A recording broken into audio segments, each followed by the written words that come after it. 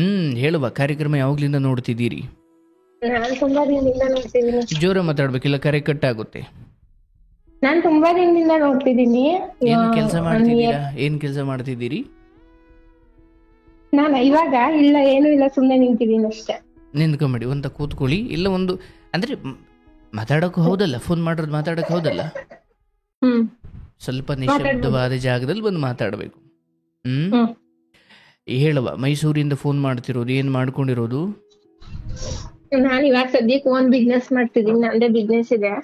ಎಷ್ಟು ವರ್ಷ ನಿಮಗೆ? 27. 27 ವರ್ಷಕ್ಕೆ ಸ್ವಂತ ಬಿಸ್ನೆಸ್ ಮಾಡ್ತಿದ್ದೀರಾ? ನನ್ ಬಿಸ್ನೆಸ್ ಸ್ಟಾರ್ಟ್ ಮಾಡಿ 7 ಇಯರ್ ಆಗಿದೆ ಸರ್. ಓಹೋ, ಏನ್ 20 ವರ್ಷದಲ್ಲೇ ಶುರು ಮಾಡ್ಬಿಟ್ರಾ? ಹೌದು. ಏನು ಓದಿದ್ದೀರಿ ನೀವು? ನಾನು ಫಸ್ಟ್ ಸೆಕೆಂಡ್ PU ಮಾಡಿದ್ದೆ ನನ್ ಮದ್ವೆ ಆಗ ಅಷ್ಟರಲ್ಲಿ. ಓಕೆ, ನಿಮ್ಮ ಮದುವೆ ಯಾವಾಗ ಆಗಿದ್ದು? ನನ್ ಮದ್ವೆ ಆಗಿದ್ದು 16 ಇಯರ್ಸ್ ಅನ್ಸುತ್ತೆ. 17, 16.5 ವರ್ಷ ಅನ್ಕೊಳ್ಳಿ. ಅಂದ್ರೆ SLC ಆದ ತಕ್ಷಣ ಮದುವೆ ಮಾಡ್ಬಿಟ್ರಾ? PUC ಆದ ಮದುವೆ ಮಾಡಿದ್ರು? ಹೌದು. ಸೆಕೆಂಡ್ PUC ಮುಗಿಸಿ? ಹೌದು, ಸೆಕೆಂಡ್ PU ಎಕ್ಸಾಮ್ ಇತ್ತು, ಆ ಟೈಮಲ್ಲಿ ಮದ್ವೆ ಆಗಿದ್ದು. ಆಗ್ಲಿ ಸರಿ, ಆಯ್ತು. ಏನೋ ಹೇಳ್ಕೊಳ್ಳೋದಿದೆ, ಹೇಳ್ತಾಯಿ. ಅದೇ ನಂದು ಮದ್ವೆ ಆಗಿದ್ದು, ನಾನು ಸೆಕೆಂಡ್ PU ಮುಗಿಸಿದ ತಕ್ಷಣ ಮದ್ವೆ ಆಗಿದ್ದು. ಆಕ್ಚುಲಿ ಅವ್ರು ಹೇಳಿದ್ದು, ನಮ್ಮ ಹಸ್ಬೆಂಡ್ ಇದಾರಲ್ಲ, ಅವ್ರು ಹೇಳಿದ್ದು ನಿಮ್ಗೆ ಓದಿಸ್ತೀನಿ ಅಂತ ಹೇಳ್ಬಿಟ್ಟು ಮದ್ವೆ ಆಗಿದ್ದು. ಓದಿಸ್ತಾರಲ್ವಾ ಅಂತ ಹೇಳ್ಬಿಟ್ಟು ನಾನು ಒಪ್ಕೊಂಡ್ ಮದ್ವೆ ಆಗಿದ್ದು ಅವ್ರನ್ನ. ಓಹೋ, ಅಂದ್ರೆ ನಿಮ್ಗೆ ಓದೋ ಆಸೆ ಇತ್ತು ಅಂತ ಮದುವೆಗೆ ಮುಂಚೆ ನೀವು ವ್ಯಕ್ತಪಡಿಸಿದ್ದು? ಹೌದು ಹೌದು ಹೌದು ಹೌದು. ನನ್ಗೆ ಇಷ್ಟ ಇತ್ತು ಒಪ್ಪಿದ್ರು ಕೂಡ? ಹೌದು, ಅವರು ಅದನ್ನೇ ಹೇಳಿದ್ರು, ನಿನ್ನ ಓದಿಸ್ತೀನಿ ಅಂತಾನೆ ಹೇಳಿದ್ರು. ಅಂದ್ರೆ ಅಷ್ಟು ಬೇಗ ಮದುವೆ ಮಾಡೋದೇನು ಅಪ್ಪ ಅಮ್ಮನ್ ಯಾಕೆ ಆತರ ಬಿದ್ರು? ಅಂದ್ರೆ ಗೊತ್ತಿಲ್ಲ ಏನು ಅಂತ. ಈ ಕಡೆ ಸೈಡ್ ಎಲ್ಲ ಹಳ್ಳಿ ಸ್ವಲ್ಪ, ಅಂದ್ರೆ ಮೈಸೂರ್ ಪ್ರಾಪರ್ ಮೈಸೂರೇ ಅಲ್ಲ ನಮ್ದು, ಮೈಸೂರ್ ಪಕ್ಕ. ಊರ ಹೆಸರು ಬೇಡ ಅಂತ ನಾನು. ಆಯ್ತು, ಹೇಳುವ. ಅದಕ್ಕೋಸ್ಕರ ಅವ್ರು SLC ಇಂದಾನೇ ಹುಡುಗರನ್ನೆಲ್ಲ ನೋಡ್ತಿದ್ರು ಮದ್ವೆ ಮಾಡ್ಬೇಕಂತ ಹೇಳ್ಬಿಟ್ಟು. ಇಲ್ಲೆಲ್ಲ ಸ್ವಲ್ಪ ಅವಾಗ ಇನ್ನ ನಾ ಮದ್ವೆ ಆಗಿ ಎಷ್ಟು 12 ವರ್ಷ ಆಗೋಯ್ತಂತ ಅನ್ಸುತ್ತೆ. 12 ಮಕ್ಕಳು? ಇಬ್ರಾಳು ನನ್ನ ಸಿಸ್ಟರ್ ಇದಾರೆ. ನನ್ನ ಸಿಸ್ಟರ್, ನಾನೇ ದೊಡ್ಡಳು. ಅಂದ್ರೆ ನೀವು ಅಕ್ಕ, ನಿಮ್ ತಂಗಿ ಒಬ್ಬರಿದ್ದಾರೆ? ಹೌದು, ಇಬ್ರು ಹೆಣ್ಮಕ್ಳೇ. ಸೊ ನೀವು ಅಕ್ಕ, ನೀವು ತಂಗಿ. ಸೊ ನಿಮ್ ತಂಗಿ ಒಬ್ಬರಿದ್ರು? ಹೌದು, ನನ್ನ ಸಿಸ್ಟರ್ ಒಬ್ರಿದ್ದಾರೆ, ಈಗಲೂ ಇದ್ದಾರೆ. ಹೇಳುವ. ಹಂಗಾಗಿ ನೋಡ್ತಿದ್ರು. ಅವ್ರಗ ಅಂದ್ರೆ ಅವ್ರು ನಮ್ಮನೆಯವರು ಡ್ರೈವರ್ ಕೆಲಸ ಮಾಡೋದು, ಲಾರಿ ಡ್ರೈವರ್. ಅಪ್ಪಂಗೆ ಇಷ್ಟ ಇರ್ಲಿಲ್ಲ, ಬೇಡ ಡ್ರೈವರ್. ಮತ್ತೆ ಅವ್ರ ಮನೆ ಕಡೆ ಅಂದ್ರೆ ಅವ್ರ ಅತ್ತೆ ಇರ್ಲಿಲ್ಲ, ನಮ್ಮ ಯಜಮಾನ್ ಇದಾರಲ್ಲ, ಅವ್ರಿಗೆ ಅಮ್ಮ ಇರ್ಲಿಲ್ಲ. ಅದಕ್ಕೋಸ್ಕರ ಬೇಡ ಮದ್ವೆ, ಅವ್ರ ಜೊತೆ ಬೇಡ ಅಂತ ಸ್ವಲ್ಪ ಇದ್ ಮಾಡಿದ್ರು. ಆದ್ರೆ ನಂಗೆ ಏನೋ ಗೊತ್ತಿಲ್ಲ, ಅವಾಗ ಬಂದ್ ಕೇಳಿದ್ರು ಅವ್ರ ಮನೆಯಲ್ಲಿ, ಈ ತರ ಮಾಡ್ಕೊಡಿ ಅಂತ. ಅವಾಗ ನಮ್ಗೆಲ್ಲ ಆಲ್ರೆಡಿ ಅಷ್ಟ್ರಲ್ಲಿ ಮದ್ವೆ ಮಾಡ್ಬೇಕಂತ ನೋಡ್ತಿದ್ರು. ಸರಿ ಆಯ್ತು ಅಂತ ಅನ್ಬಿಟ್ಟು ನಾವ್ ಅಪ್ಪಂಗೆ ಇವ್ರನ್ನ ಹಾಕ್ತೀನಿ ನಾನು, ಅವ್ರಿಗೆ ಮಾಡ್ಕೊಡಿ ಅಂತ ಕೇಳ್ದೆ, ಒಳ್ಳೆಯವ್ರು ಅಂತ ಅನ್ಕೊಂಡು. ನಾನೇ, ಹೌದು. ಅವ್ರಿಗೆ ಇಷ್ಟ ಇರ್ಲಿಲ್ಲ, ನಮ್ಮ ಅಪ್ಪಾಜಿಗೆ ಇಷ್ಟ ಇರ್ಲಿಲ್ಲ, ಈ ಮಿತ್ತವ್ರಿಗೆಲ್ಲ ಇಷ್ಟ ಇತ್ತು, ಅಮ್ಮಂಗೆಲ್ಲ ಒಪ್ಪಿಗೆ ಇತ್ತು. ಆದ್ರೆ ಅಪ್ಪಂಗೊಬ್ರಿಗೆ ಏನು ಅಂದ್ರೆ ಅವ್ರ ಮನೆ ಕಡೆ ಅವ್ರ ಅತ್ತೆ ಇಲ್ಲ ಅಲ್ಲ, ನಮ್ಮ ಅತ್ತೆ ಇರ್ಲಿಲ್ಲ. ಹಾಗಾಗಿ ಅವ್ರಿಗೆ ಇಷ್ಟ ಇರ್ಲಿಲ್ಲ. ನಮ್ಮ ಅಪ್ಪಂಗೆ ಅತ್ತೆ ಇಲ್ಲ, ಮತ್ತೆ ನಮ್ಮ ಮಾವನು ಸ್ವಲ್ಪ ಡ್ರಿಂಕ್ಸ್ ಮಾಡ್ತಿದ್ರು, ಹಂಗಾಗಿ ಅವ್ರಿಗೆ ಇಷ್ಟ ಇರ್ಲಿಲ್ಲ. ಇವ್ರನ್ನ ಒಳ್ಳೆಯವ್ರು ಅಂತಾನೆ ಅನ್ಕೊಂಡಿದೀವಿ ನಾವು. ಸರಿ ಆಯ್ತು, ಮದ್ವೆ ಮಾಡಿದ್ರು. ಸೆಕೆಂಡ್ PU ಮುಗಿದ ತಕ್ಷಣ ಇವ್ರು ಹೇಳಿದ್ರು, ಓದಿಸ್ತೀನಿ ನಾನು ನಿನ್ನ ಅಂತ ಅನ್ಬಿಟ್ಟು ಹೇಳಿದ್ರು. ಸರಿ ಅನ್ಬಿಟ್ಟು ಮದ್ವೆ ಆದ್ವಿ. ಮದ್ವೆ ಆದ್ಮೇಲೆ ಏನು ಓದಿಸ್ಲಿಲ್ಲ ಅವರು. ಹೌದು, ಓದಿಸ್ಲಿಲ್ಲ. ಮತ್ತೆ ಒಂದ್ ಪಾಪ ಹೋಯ್ತು ನಂಗೆ. ಇವಾಗ ಸರ್ ಇಬ್ರು ಮಕ್ಳಿದಾರೆ, ಹೆಣ್ಮಕ್ಳು. ಒಬ್ಳು 5th ಸ್ಟ್ಯಾಂಡರ್ಡ್, ಇನ್ನೊಬ್ಳು 2nd ಸ್ಟ್ಯಾಂಡರ್ಡ್ ಓದ್ತಿದ್ದಾಳೆ. ಇಲ್ಲ, ನಾನೇ ಓದಿಸ್ತಿರೋದು ಇವಾಗ ಸದ್ಯಕ್ಕೆ. ಸರಿ, ಮದುವೆ ಆಯ್ತು, ಅಲ್ಲಿಂದ ಹೇಳುವ. ಮದ್ವೆ ಆಯ್ತು. ಅವ್ರು ಏನು ಓದಿಸ್ಲಿಲ್ಲ. ಮತ್ತೆ ಅವ್ರು ಹೇಳಿದ್ರು, ಬೆಂಗ್ಳೂರಲ್ಲಿ ಕರ್ಕೊಂಡೋಗಿ ಇಟ್ಕೊಂತೀನಿ, ಇಲ್ಲೇನ್ ಇರ್ಸಲ್ಲ, ಊರಲ್ಲಿ ಏನ್ ಇರ್ಸಲ್ಲ, ನಮ್ದು ಹಳ್ಳಿ ಇದೆ. ಹಳ್ಳಿ ಏನಲ್ಲ, ಸಿಟಿನೇ, ಬಟ್ ಆದ್ರೆ ಹೋಬ್ಳಿ ತರ. ಟ್ರಾವೆಲ್ ಅಥವಾ ಡ್ರೈವರ್ ಆಗಿದ್ದು ಬೆಂಗಳೂರಲ್ಲಿ? ಬೆಂಗಳೂರಲ್ಲೇ ಅವ್ರು ಇದ್ದಿದ್ದು. ಬಟ್ ಸದ್ಯಕ್ಕೆ ಬಂದು ಹೋಗ್ತಿದ್ರಾ? ಅವಾಗ ಬಂದು ಹೋಗ್ತಿದ್ರು, ಅಂದ್ರೆ 15 ದಿನಕ್ಕೊಂದ್ಸಲ, ತಿಂಗ್ಳಿಗೊಂದ್ಸಲ ಆತರ. ಸರಿ ಆಯ್ತು ಅಂತ ಅಂದ್ಬಿಟ್ಟು ಅಷ್ಟು ನಮ್ಗೆ ಅವಾಗ ಮೈಂಡ್ ಇಷ್ಟೊಂದೆಲ್ಲ ಇರ್ಲಿಲ್ಲ, ನಮ್ಗೆ ಗೊತ್ತಿರ್ಲಿಲ್ಲ ಅವ್ನ್ ಹೆಂಗೆ ಏನು ಆತರ. ಆಮೇಲೆ ಅವ್ರು ಡ್ರಿಂಕ್ಸ್ ಮಾಡಿದ್ರು ನನಗೆ ಅಷ್ಟೊಂದ್ ಏನ್ ಗೊತ್ತಾಯ್ತಿರ್ಲಿಲ್ಲ ಅವಾಗ. ಸ್ವಲ್ಪ ಅಂದ್ರೆ ಬರ್ತಿದ್ದಿದ್ದಲ್ಲೇ ಅವ್ರು 15 ದಿನ 20 ದಿನಕ್ಕೊಂದ್ಸಲ ಬರ್ತಿದ್ರಲ್ವಾ, ಹಂಗಾಗಿ ಗೊತ್ತಿಲ್ಲ ನಮಗೆ ಅವ್ರು ಕುಡಿತಾರೆ ಆತರ ಎಲ್ಲ. ಸರಿ ಆಯ್ತು.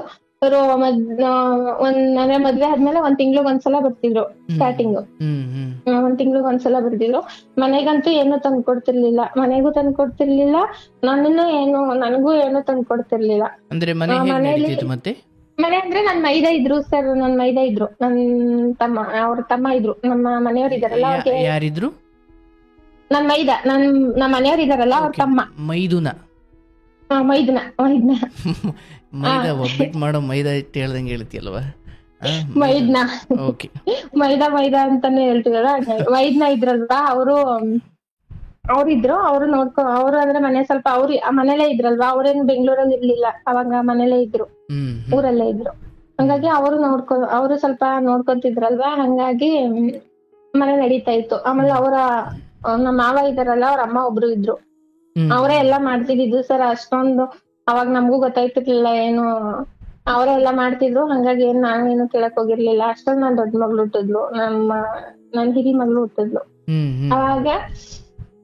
ಅವಾಗ ಸ್ವಲ್ಪ ಹಂಗೆ ಏನು ಮಾಡ್ತಿಲ್ವಲ್ಲ ಇವ್ರು, ಏನು ತಂದ್ಕೊಡ್ತಿಲ್ವಲ್ಲ ಅನ್ನೋದೊಂದ್ ಫೀಲಿಂಗ್ ಅವಾಗಿಂದ ಸ್ಟಾರ್ಟ್ ಆಯ್ತು. ಯಾಕೆ ಏನು ಮಾಡ್ತಿಲ್ಲ, ಏನು ಮಾಡಲ್ವಲ್ಲ, ಏನು ಕೊಡ್ತಿಲ್ವಲ್ಲ, ನನ್ನನ್ನು ಏನು ನೋಡ್ಕೊತಿಲ್ಲ, ಮಗಳಿಗೂ ಏನು ತಂದ್ಕೊಡ್ತಿರ್ಲಿಲ್ವಲ್ಲ ಅಂತ ಅಂದ್ಬಿಟ್ಟು ಕೇಳಕ್ ಸ್ಟಾರ್ಟ್ ಮಾಡ್ದೆ. ಅಲ್ಲಿಂದ ಸ್ಟಾರ್ಟ್ ಆಯ್ತು. ನನಗ್ ಅನ್ನಿಸ್ತು ಇವ್ರುಗಳನ್ನ ನೆಚ್ಕೊಂಡ್ರೆ ಏನೂ ಆಗಲ್ಲ, ಇವ್ರೇನು ಮಾಡಲ್ಲ ಅಂತ ಹೇಳ್ಬಿಟ್ಟು ಅವಾಗ್ಲೇ ಟೈಲರಿಂಗ್ ಓದೆ ನಾನು.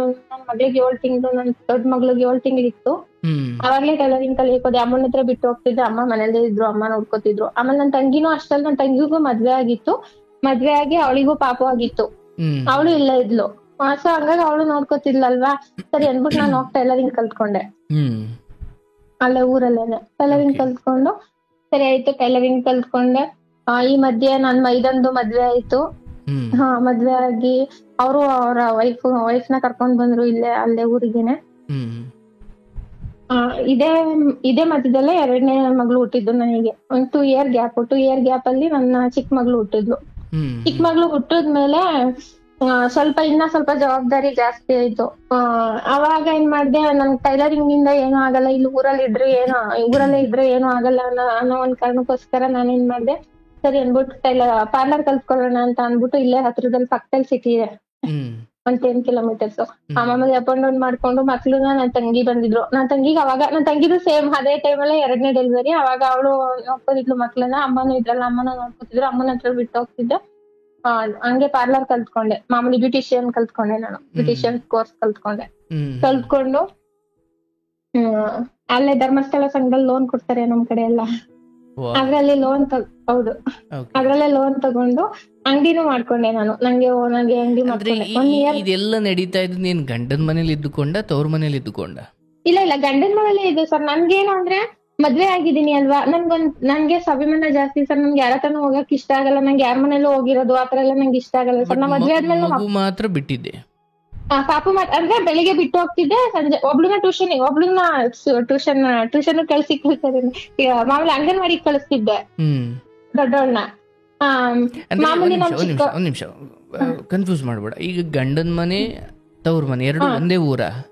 ಒಂದೇ ಊರೇನೆ, ಅಕ್ಕಪಕ್ಕ ಮನೆ ಸ್ವಲ್ಪ ದೂರ ಅಷ್ಟೇ. ಹೌದಾ?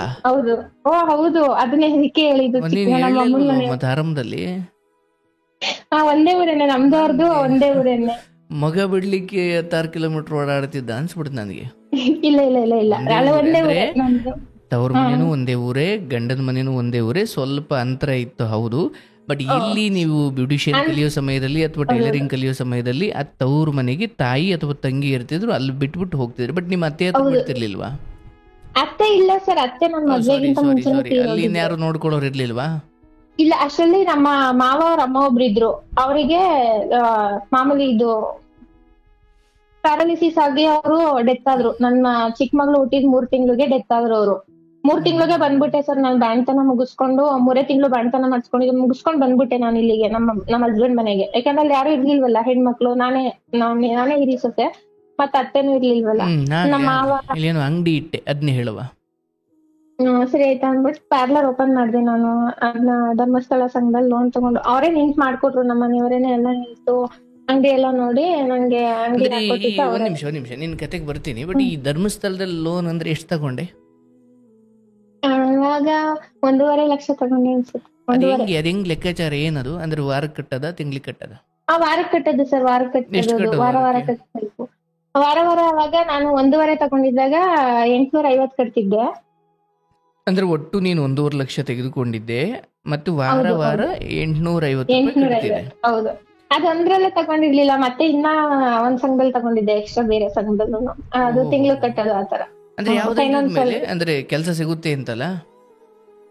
ಅಂದ್ರೆ ಸರ್ ಅಂಗಡಿ ಒಂದ್ಸಲ ಓಪನ್ ಮಾಡಿದ್ಮೇಲೆ ನನಗೆ ಬಿಸ್ನೆಸ್ ಆಗುತ್ತೆ ಅನ್ನೋದೊಂದು ಗ್ಯಾರಂಟಿ ಇತ್ತಲ್ಲ. ಅಂದ್ರೆ ನಾನು ಎರಡೂ ಮಾಡ್ತಿದ್ದೆ, ಟೈಲರಿಂಗು ಮಾಡ್ತಿದ್ದೆ ಮತ್ತೆ ಪಾರ್ಲರ್ Beautician. ಮಾಡ್ತಿದ್ದೆ, ಮನೆ ಹತ್ರನು ಬಟ್ಟೆ ಹೊಲಿತಿದ್ನಲ್ವಾ.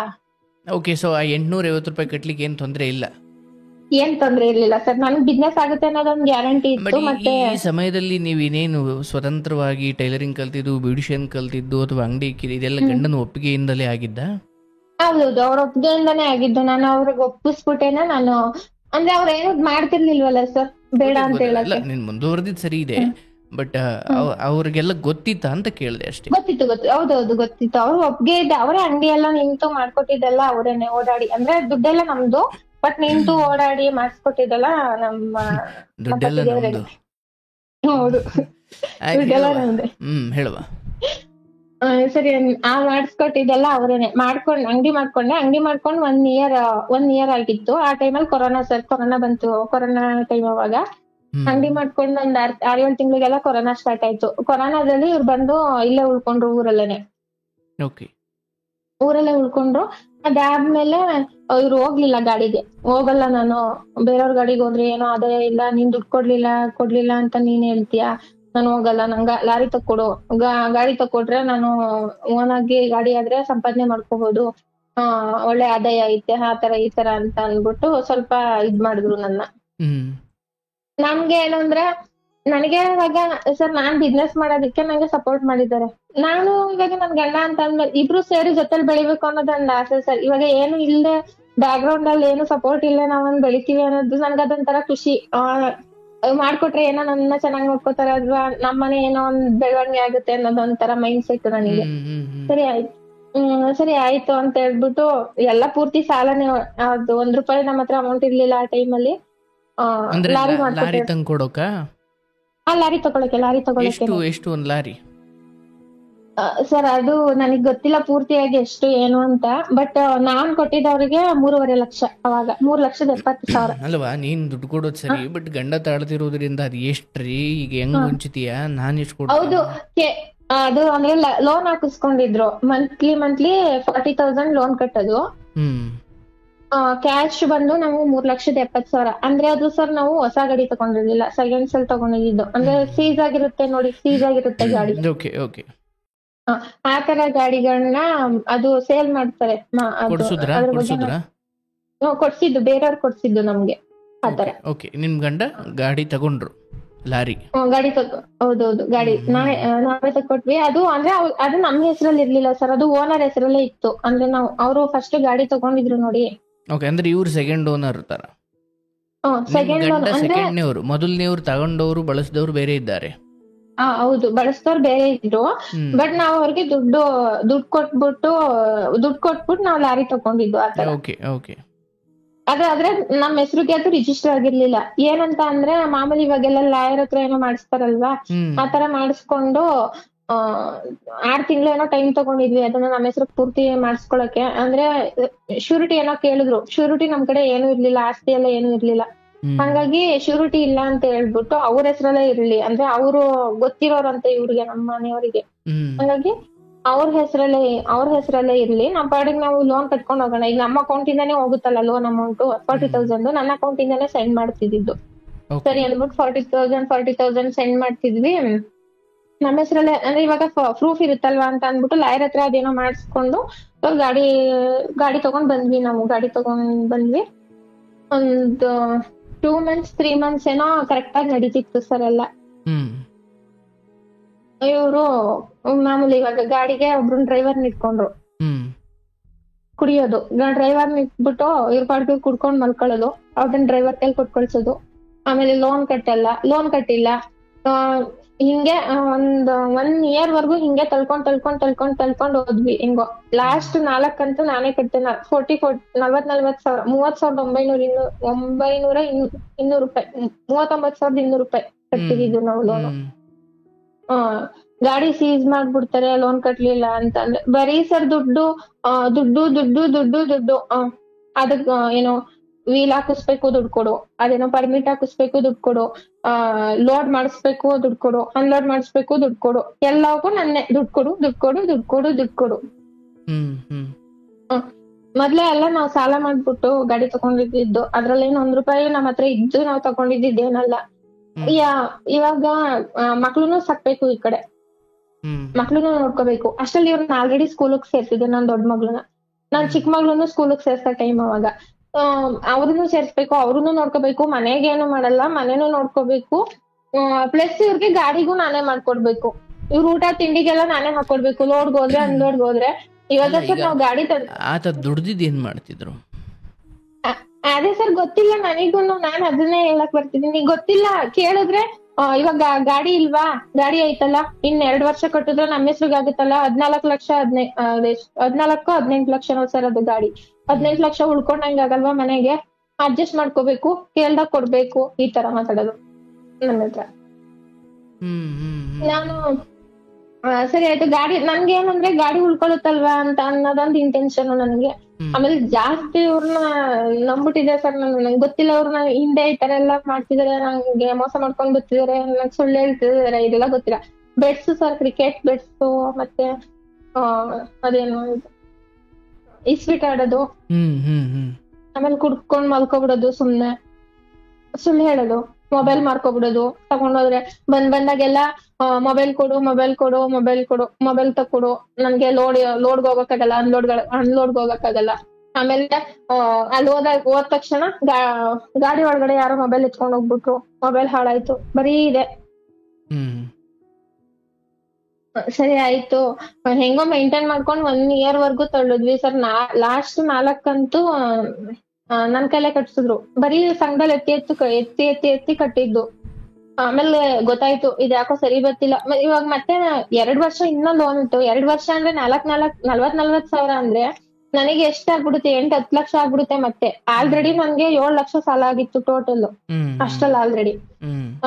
ಊರಲ್ಲಿ ಸ್ವಲ್ಪ ಎಲ್ಲ ವ್ಯವಹಾರ ಚೆನ್ನಾಗ್ ಮಾಡ್ತಿದ್ವಿ, ಮತ್ತೆ ನಾನು ಚೀಟಿ ವ್ಯವಹಾರಗಳೆಲ್ಲ ಚೆನ್ನಾಗ್ ಮಾಡ್ತಿದ್ನಲ್ಲ ಅಂತ ಅಂದ್ಬಿಟ್ಟು ಕೊಟ್ಟಿದ್ರು. ಮತ್ತೆ ಸಂಘದಲ್ಲೆಲ್ಲ ಎತ್ಕೊಬಿಟ್ಟಿದೀನಿ ಆಲ್ರೆಡಿ.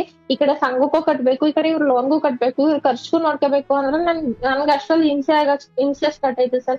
ಅಷ್ಟೊಂದೇನ್ ಬಿಸ್ನೆಸ್ ಆಗಲ್ಲ ನಮ್ಗೆ, ಆಯ್ತಾ. ಇದು ಹಳ್ಳಿ ಅಲ್ವಾ, ಸ್ವಲ್ಪ ಸಿಟಿ ಆದ್ರೆ ಆಗ್ಬಿಡುತ್ತೆ, ನಮ್ಗೆ ಹಳ್ಳಿಲಿ ಅಷ್ಟೊಂದಾಗಲ್ಲ. ಸರಿ ಅಂದ್ಬಿಟ್ಟು ನಾನು ಹಠ ಮಾಡಕ್ ಶುರು ಮಾಡ್ದೆ. ಇಲ್ಲ ಗಾಡಿ ನನ್ಗೆ ಆದಾಯ ತಂದ್ಕೊಡಿ, ಇಲ್ಲ ಅಂದ್ರೆ ಗಾಡಿ ಮಾರ್ಬಿಡಿ, 1 ರೂಪಾಯಿ ಆದಾಯ ಬೇಡ ನಂಗೆ, ನನ್ ಗಾಡಿ ಸವಾಸನೆ ಬೇಡ ಸರ್. ಮಂತ್ಲಿ ಲೋನ್ ಕಟ್ಬೇಕು, ಮತ್ತೆ ಇವ್ರಿಗೆ ವೀಕ್ಲಿ ಲೋಡ್ಗೆ, ಅನ್ಲೋಡ್ಗೆ, ವೀಲ್ಗೆ, ಪರ್ಮಿಟ್ಗೆ ಅಂತ ದುಡ್ಡು ಕೊಡ್ಕೊಂಡ್ ಹೋಗ್ಬೇಕು. ಯಾರ್ ಸರ್ ಕೊಡ್ತಾರ ಹಂಗಾದ್ರೆ? ನೀನಿಂದ ಅಂದಾಜು ಎಷ್ಟು ದುಡಿತಿದ್ದವ ಸರ್? ಸರ್ ಅವಾಗ ಒಂದ್ ಸ್ವಲ್ಪ ಆಯ್ತಿತ್ತು, 25-30. ಆಮೇಲೆ ಸರ್ ಅಂದ್ರೆ ನಮ್ದು ಆತರ ಹೇಳಕ್ಕಾಗಲ್ಲ, ತಿಂಗಳಿಗೆ ಇಷ್ಟ ಆಗುತ್ತೆ ಅಂತ ಹೇಳಕ್ಕಾಗಲ್ಲ. ಅಂದ್ರೆ ಇವಾಗ ಸೀಸನ್ ಚೆನ್ನಾಗಾಯ್ತು ಅನ್ಕೊಳ್ಳಿ, ಸರ್ಕಾರಿ ಕೆಲಸ ಅಲ್ಲ ಅದೇನೋ, ಅದು ಬಂದಂಗೆ. ಹೌದು. ಇವಾಗ ಆರ್ಡರ್ಗಳು ಬರುತ್ತೆ ಅಂತ ಅನ್ಕೊಳ್ಳಿ. ಇವಾಗ ನನಗೆ ಮದ್ವೆ ಆರ್ಡರ್ಗಳು ಜಾಸ್ತಿ ಸಿಕ್ಬಿಡ್ತು ಅನ್ಕೊಳ್ಳಿ. ಈಗ 1 ಮಂತ್ ಅಲ್ಲಿ 1 ಲ್ಯಾಕ್ ಆಗ್ಬಿಡುತ್ತೆ. ನಂಗೆ ಅದು ಹೇಳಕ್ಕಾಗಲ್ಲ, ನಮ್ಗೆ ಇಷ್ಟ ಆಗುತ್ತೆ ಅರ್ಥ ಆಗುತ್ತೆ. 25 ಅನ್ಕೊಳ್ಳೋ ಅನ್ಕಣವ, ಅದ್ರ ಲೋನೇ 40,000 ಇದೆಯಲ್ಲ. ಲೋನೇ 40,000 ಕಟ್ಬೇಕಿತ್ತು. ಮಾಡ್ತಿದ್ದೆ, ಅದೇ ಹೇಳಿದ್ದು. ಸಂಘಗಳು ಎತ್ಕೊಂಡೆ ನಾನು ಅಷ್ಟಲ್ಲ. ಆಲ್ರೆಡಿ ಸಂಘಗಳು ಮತ್ತೆ 1-2 ಚೀಟಿ ಹಾಕೊಂಡಿದ್ದೆ ನಾನು ಆ ಟೈಮಲ್ಲಿ ಒಬ್ರ ಹತ್ರ, ಮಾಮೂಲಿ 1 ಲಕ್ಷ ರೂಪಾಯಿದು. ಆ ಚೀಟಿಗಳನ್ನ ಎತ್ಬಿಟ್ಟು ಇವ್ರಿಗೆ ಕೊಟ್ಟೆ, ತಗೊಳ್ಳಿ ಕಟ್ಕೊಳ್ಳಿ, ಅದೇನ್ ಮಾಡಿ ಕ್ಲಿಯರ್ ಮಾಡಿ. ದುಡಿತೀನಿ ಅಂತ ಹೇಳ್ತಾ ಬಂದ್ರು ಸರ್. ಆದ್ರೆ ದುಡ್ಡಿದ್ 1 ರೂಪಾಯಿ ನಂಗೆ ಸರ್ ಇವತ್ತಿಗೆ ನನ್ ಮಗಳು 11 ವರ್ಷ, ನನ್ ಚಿಕ್ಕ ಮಗಳಿಗೆ 8 ವರ್ಷ, ಪ್ಲಸ್ ನನಗೆ ಮದ್ವೆ ಆಗಿ 12 ವರ್ಷ ಆಗೈತೆ. 1 ರೂಪಾಯಿ ನನ್ ಮಕ್ಳಿಗೆ ಅಂತ ಒಂದ್ ಚಾಕ್ಲೇಟ್ ಇವತ್ತಿನ ತನಕ ತಂದು ಕೊಟ್ಟಿಲ್ಲ. ನನಗೂ ಅಷ್ಟೇ ಸರ್, ಏನು ಮಾಡಿಲ್ಲ, ಏನು. ಸರಿ. ಅದಕ್ಕೆ ನಾನ್ ಎಷ್ಟು ಅಂತ ಮೇಂಟೈನ್ ಮಾಡಕ್ಕಾಗುತ್ತೆ, ಎಲ್ಲಾ ಸ್ಟ್ರೆಸ್ ಜಾಸ್ತಿ ಆಯ್ತು ನನ್ಗೆ. ಈ ಕಡೆ ಸಾಲದವ್ರು ಬಡ್ಡಿ ಕೊಡಿ ಅಂತ ಹಿಂಸೆಗೆ ಹಾಕೊಳಕ್ ಶುರುವಾದ್ರು. ಈ ಕಡೆ ನಾನು ಸಂಘ ಎತ್ಕೊಬಿಟ್ಟಿದೀನಿ, ಕಟ್ಲೇಬೇಕು, ಟೆನಿ ಕಾಸ್ಟ್ ನಂಗೆ ಕಟ್ಲಿಲ್ಲ ಅಂತ ಅಂದ್ರೆ ಅಲ್ಲಿ ಊರಲ್ಲಿ ಮರ್ಯಾದೆ ಹೋಗುತ್ತೆ. 10 ಜನ ಇದ್ದಾಗ ನಾವು ದುಡ್ಡು ತಗೊಂಡಾಗ ಸರ್ ನಾವ್ ಕಟ್ಲೇಬೇಕು, ನಿಮ್ಗ್ ಗೊತ್ತಲ್ಲ ಮನೆ ಹತ್ರ ಬಂದ್ರೆ ನಮ್ಗೆ ಮರ್ಯಾದೆ ಕಳೀತಾರೆ, ಈ ಕಡೆ ಎತ್ಕೋಬೇಕಾದ್ರೆ ಗೊತ್ತು ನಿಮಗ್ ಕಟ್ಟಕ್ ಆಗಲ್ವಾ ಅಂತ ಹೇಳ್ತಾರೆ. ಈ ಕಡೆ ಇವ್ರು ಗಾಡಿ ಮೇಂಟೈನ್ ಮಾಡ್ಬೇಕು, ನನ್ಗೆ ಹಿಂಸೆ ಆಗಕ್ ಶುರುವಾಯ್ತು. ಮತ್ತೆ ಮಕ್ಳನ್ ನೋಡ್ಕೋಬೇಕು. ಸರಿ ಅನ್ಬಿಟ್ಟು ನಾನೇನ್ ಮಾಡ್ದೆ, ಸುಮ್ನೆ ನಾನು ಅದು ಸೀರಿಯಸ್ ಆಗೂ ಹೇಳಿಲ್ಲ ಸರ್. ಮಾಮೂಲಿ ಮಾತಾಡುವಾಗ ಇವಾಗ ಗೊತ್ತಿರುತ್ತಲ್ವಾ, ಮಾಮೂಲಿ ಜಗಳ ಬರುತ್ತೆ, ಏನು ತಂದ್ ಮಾಡ್ತಿಲ್ವಲ್ಲ ನೀವು, ಇಷ್ಟ್ ಲಕ್ಷ ಕೊಟ್ಟೆ ಆದ್ರೂ ನೀವೇನು ಮಾಡ್ತಿಲ್ಲ, ಹಿಂಗ್ ಲಾಸ್ ಮಾಡ್ತಿದ್ದೀರಲ್ಲ, ನನ್ನ ಹತ್ರನೇ ಕೇಳ್ತಿರಲ್ಲ ಅನ್ನೋ ಫ್ಲೋ ಅಲ್ಲಿ ಮಾಡ್ಬಿಡಿ ನೀವು, ನನ್ಗದ್ರಲ್ಲಿ ₹1 ಆದಾಯ ಬೇಡ ಅಂತ ಇಷ್ಟೇ ಹೇಳಿದ್ದು. ಅದು ಒಂದು ಮಾತ್ಗೆ ಸರ್ ಗಾಡಿನ ಪೂರ್ತಿ ಮಾರ್ಬಿಟ್ಟಿದ್ದಾರೆ. ಹೌದು, ಅದೊಂದೇ ಮಾತು ಅಷ್ಟೇ ಸರ್, ಏನು ಅಂದಿಲ್ಲ. ಮಾರ್ಬಿಡಿ, ಅದನ್ನ ಮಾರ್ಬಿಡಿ, ಅದ್ರಲ್ಲಿ ₹1 ಆದಾಯ ಬೇಡ ನಂಗೆ, ನೀವ್ ಏನಾದ್ರು ಮಾಡ್ಕೊಳ್ಳಿ, ನನ್ನಂತೂ ದುಡ್ಡು ಕೇಳ್ಬೇಡಿ, ಲೋನ್ಗೆ ಅಂತ ನನ್ನ ದುಡ್ಡು ಕೇಳ್ಬೇಡಿ, ನನ್ನ ಹತ್ರ ಕೊಡಕ್ಕಿಲ್ಲ, ಇಷ್ಟೇ ಹೇಳಿದ್ದು. ಇದು ಒಂದೇ ಒಂದು ಮಾತನ್ನ ಇಟ್ಕೊಂಡು ಗಾಡಿ ಮಾರಿ ಬರೀ 90,000 ಮಾತ್ರ ನಾನು ಗಾಡಿ ಮಾರಿರೋದು. ಅಂದ್ರೆ ಅವ್ರ ಓನರ್ನ ಕರ್ಸಿ, ಮಾಮೂಲಿ ಅದು ಫಸ್ಟ್ ಓನರ್ ಇರ್ತಾರಲ್ಲ ಸರ್, ಅವ್ರ ಓನರ್ನ ಕರ್ಸಿ ಗಾಡಿ ಮಾರಿರೋದು. ಅದು ವಿಚಾರ ನನಗ್ ಗೊತ್ತೇ ಇಲ್ಲ ಸರ್, ಗಾಡಿ ಮಾರಿದಾರೆ ಅನ್ನೋದು ನನಗ್ ಗೊತ್ತಿಲ್ಲ. ಸರಿ ಅನ್ಬಿಟ್ಟು ಅವ್ರ ಓನರ್ ಫೋನ್ ಮಾಡಿದ್ರು ನಂಗೆ, ಫಸ್ಟ್ ಓನರ್ ಇದ್ರಲ್ಲ ಅವ್ರ ನಂಬರಿಗೆ ನಾನು ಅಮೌಂಟ್ ಹಾಕ್ತಿದ್ದು, ₹39,000 ಅವ್ರ ಅಕೌಂಟಿಗೆ ಹಾಕ್ತಿದ್ದೆ. ಅವ್ರು ನನಗ್ ಕಾಲ್ ಮಾಡಿದ್ರು, ಯಾಕ್ ಪುಟ್ಟ ಗಾಡಿ ಮಾರ್ಬಿಟ್ರಿ ಅಂತ, ಅಷ್ಟು ಲಾಸಿಗೆ ಮಾರ್ಬಿಟ್ರಲ್ಲ ನೀವು, ಬರೀ ₹1,10,000 ಗಾಡಿ ಮಾರ್ಬಿಟ್ರಲ್ಲ ನೀವು ಅಂತ. ನಾನ್ ಕಾಲ್ ಮಾಡ್ದೆ ಅವ್ರಿಗೆ, ಏನ್ ಮಾಡಿದ್ರಿ? ಮಾರ್ಬಿಟ್ಟೆ, ನೀನ್ ಹೇಳ್ದಲ್ಲ ಮಾರ್ಬಿಡು ಅಂತ, ಆದಾಯ ಬೇಡ ಮಾರ್ಬಿಡು ಅಂದಲ್ಲ, ಅದಕ್ಕೆ ಮಾರ್ಬಿಟ್ಟೆ.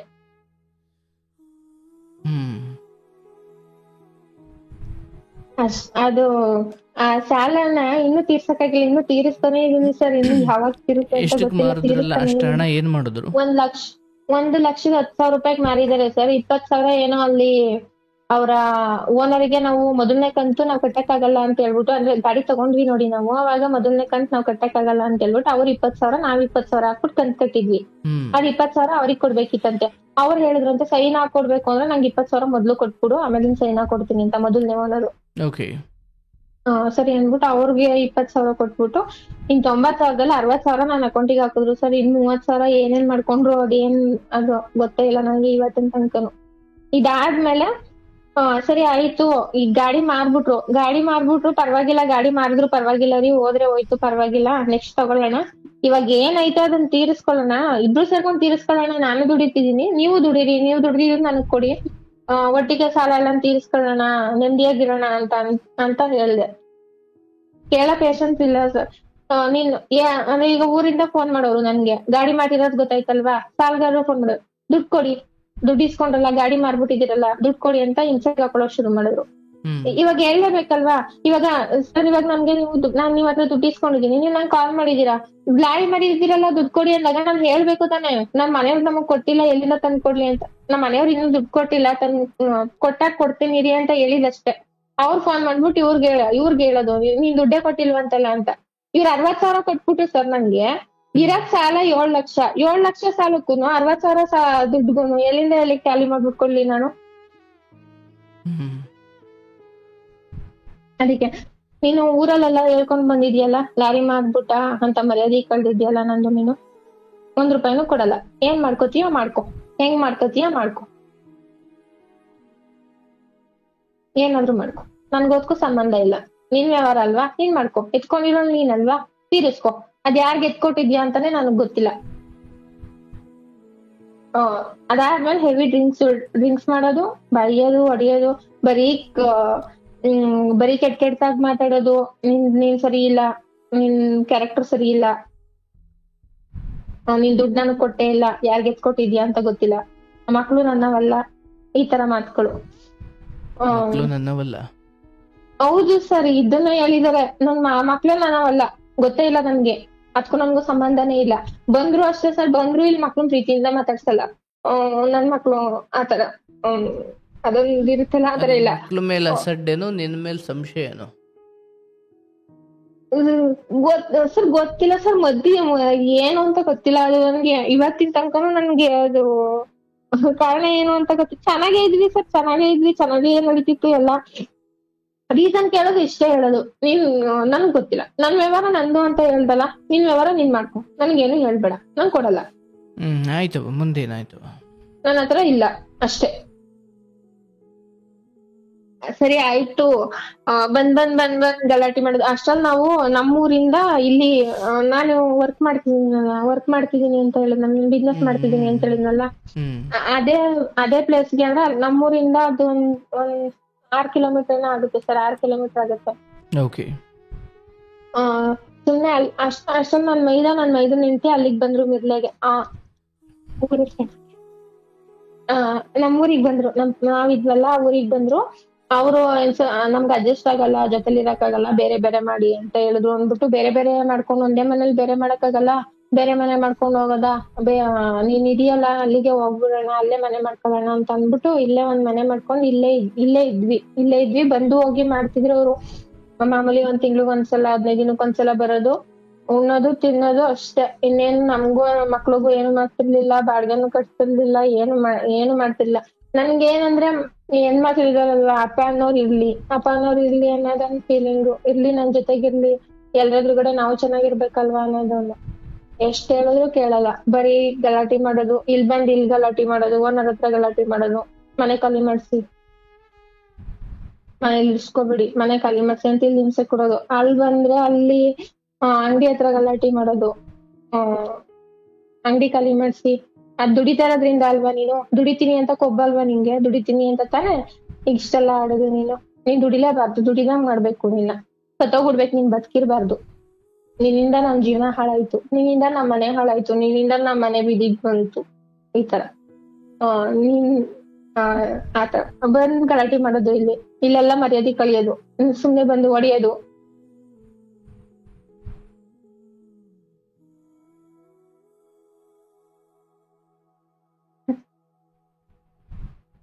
ಹೇಳುವ.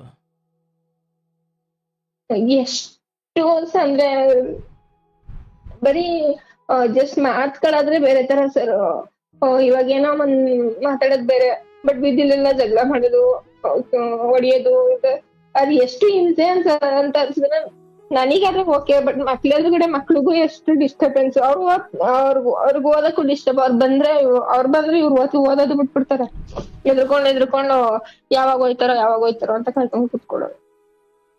ಮತ್ತೆ ಏನಾದ್ರು ಸ್ಟೇಷನ್ಗೆ ಹೋದ್ರೆ ನನ್ ಹೆಂಡತಿ ಜೊತೆ ಜಗಳ ಮಾಡೋದ್ ಬೇಡ್ವಾ, ಮಾತಾಡೋದ್ ಬೇಡ್ವಾ, ಇವ್ರು ಸರಿ ಇಲ್ಲ, ಇವ್ರ ಕ್ಯಾರೆಕ್ಟರ್ ಸರಿ ಇಲ್ಲ, ಅವ್ರ ಜೊತೆ ಮಾತಾಡ್ತಾರೆ, ಇವ್ರ ಜೊತೆ ಮಾತಾಡ್ತಾರೆ,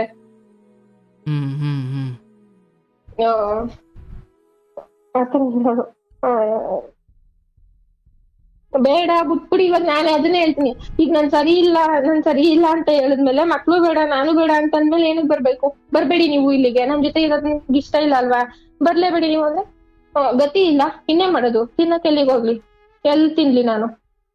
ಬಟ್ ಆ ವೇಳೆಗೆ ಅವರು ತಮ್ಮ ಉದ್ಯೋಗ ಅಥವಾ ದುಡಿಯೋ ಮನಸ್ಥಿತಿನೇ ನಿಲ್ಸ್ಬಿಟ್ಟಿದ್ರು.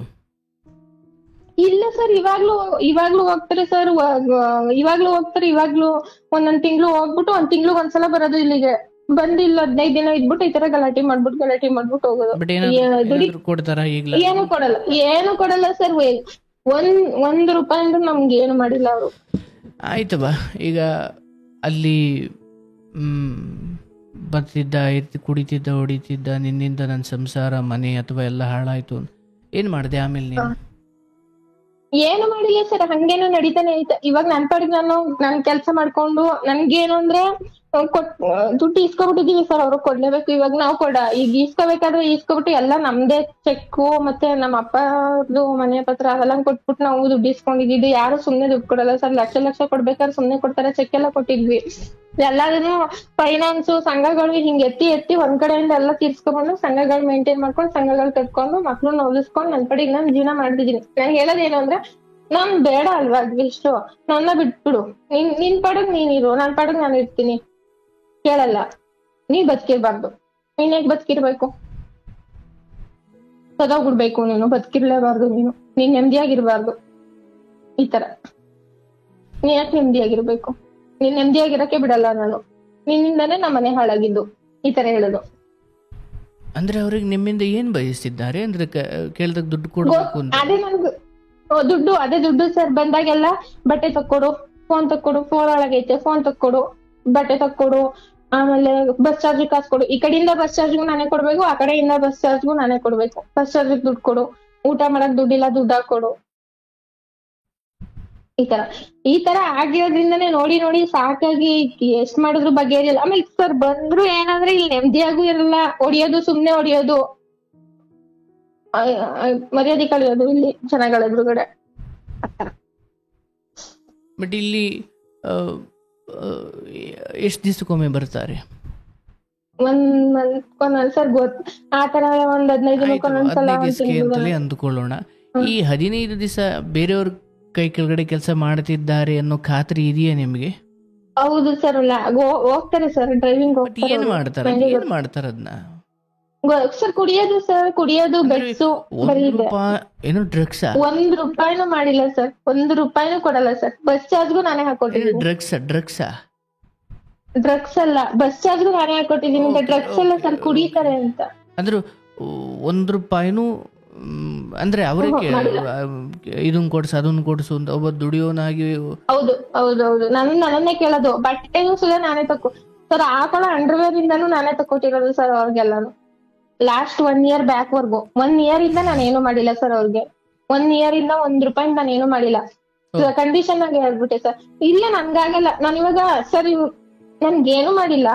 ಇವ್ರಿಗೋಸ್ಕರ ಮಕ್ಳು ಹುಟ್ಟಿಸ್ಬಿಟ್ಟು ಹೋದ್ರು, ಇವ್ರಿಗೋಸ್ಕರ ಇವ್ರ ಮಕ್ಳು ನೋಡ್ಕೊತಿದೀನಿ. ಇವಾಗ ನಾನು 12 ವರ್ಷದಿಂದ ಬರೀ ಇವ್ರಿಗೋಸ್ಕರ ಮಾಡಿರೋದೇ ಆಗೈತಿ. ಇವಾಗ್ಲೂ ಇವ್ರಿಗೋಸ್ಕರನೇ ಬದುಕ್ತೀನಿ. ಇವಾಗ್ಲೂ ಅಷ್ಟೇ, ಎಷ್ಟೊಂದ್ ಸಲ ಸೂಸೈಡ್ ಮಾಡ್ಕೊಬಿಡ್ಬೇಕು, ಬದುಕೋದೇ ಬೇಡ, ಏನಕ್ಕೆ ಸುಮ್ನೆ ಈ ಜೀವನ ಅಂತ ಅನ್ನಿಸ್ದಾಗೆಲ್ಲ ನಾನು ನನ್ ಮಕ್ಳನ್ನ ನೋಡ್ಕೋತೀನಿ. ಅವ್ರಿಗೋಸ್ಕರ ಬದುಕ್ಬೇಕು, ಅವ್ರಿಗೋಸ್ಕರ ಇರ್ಬೇಕು.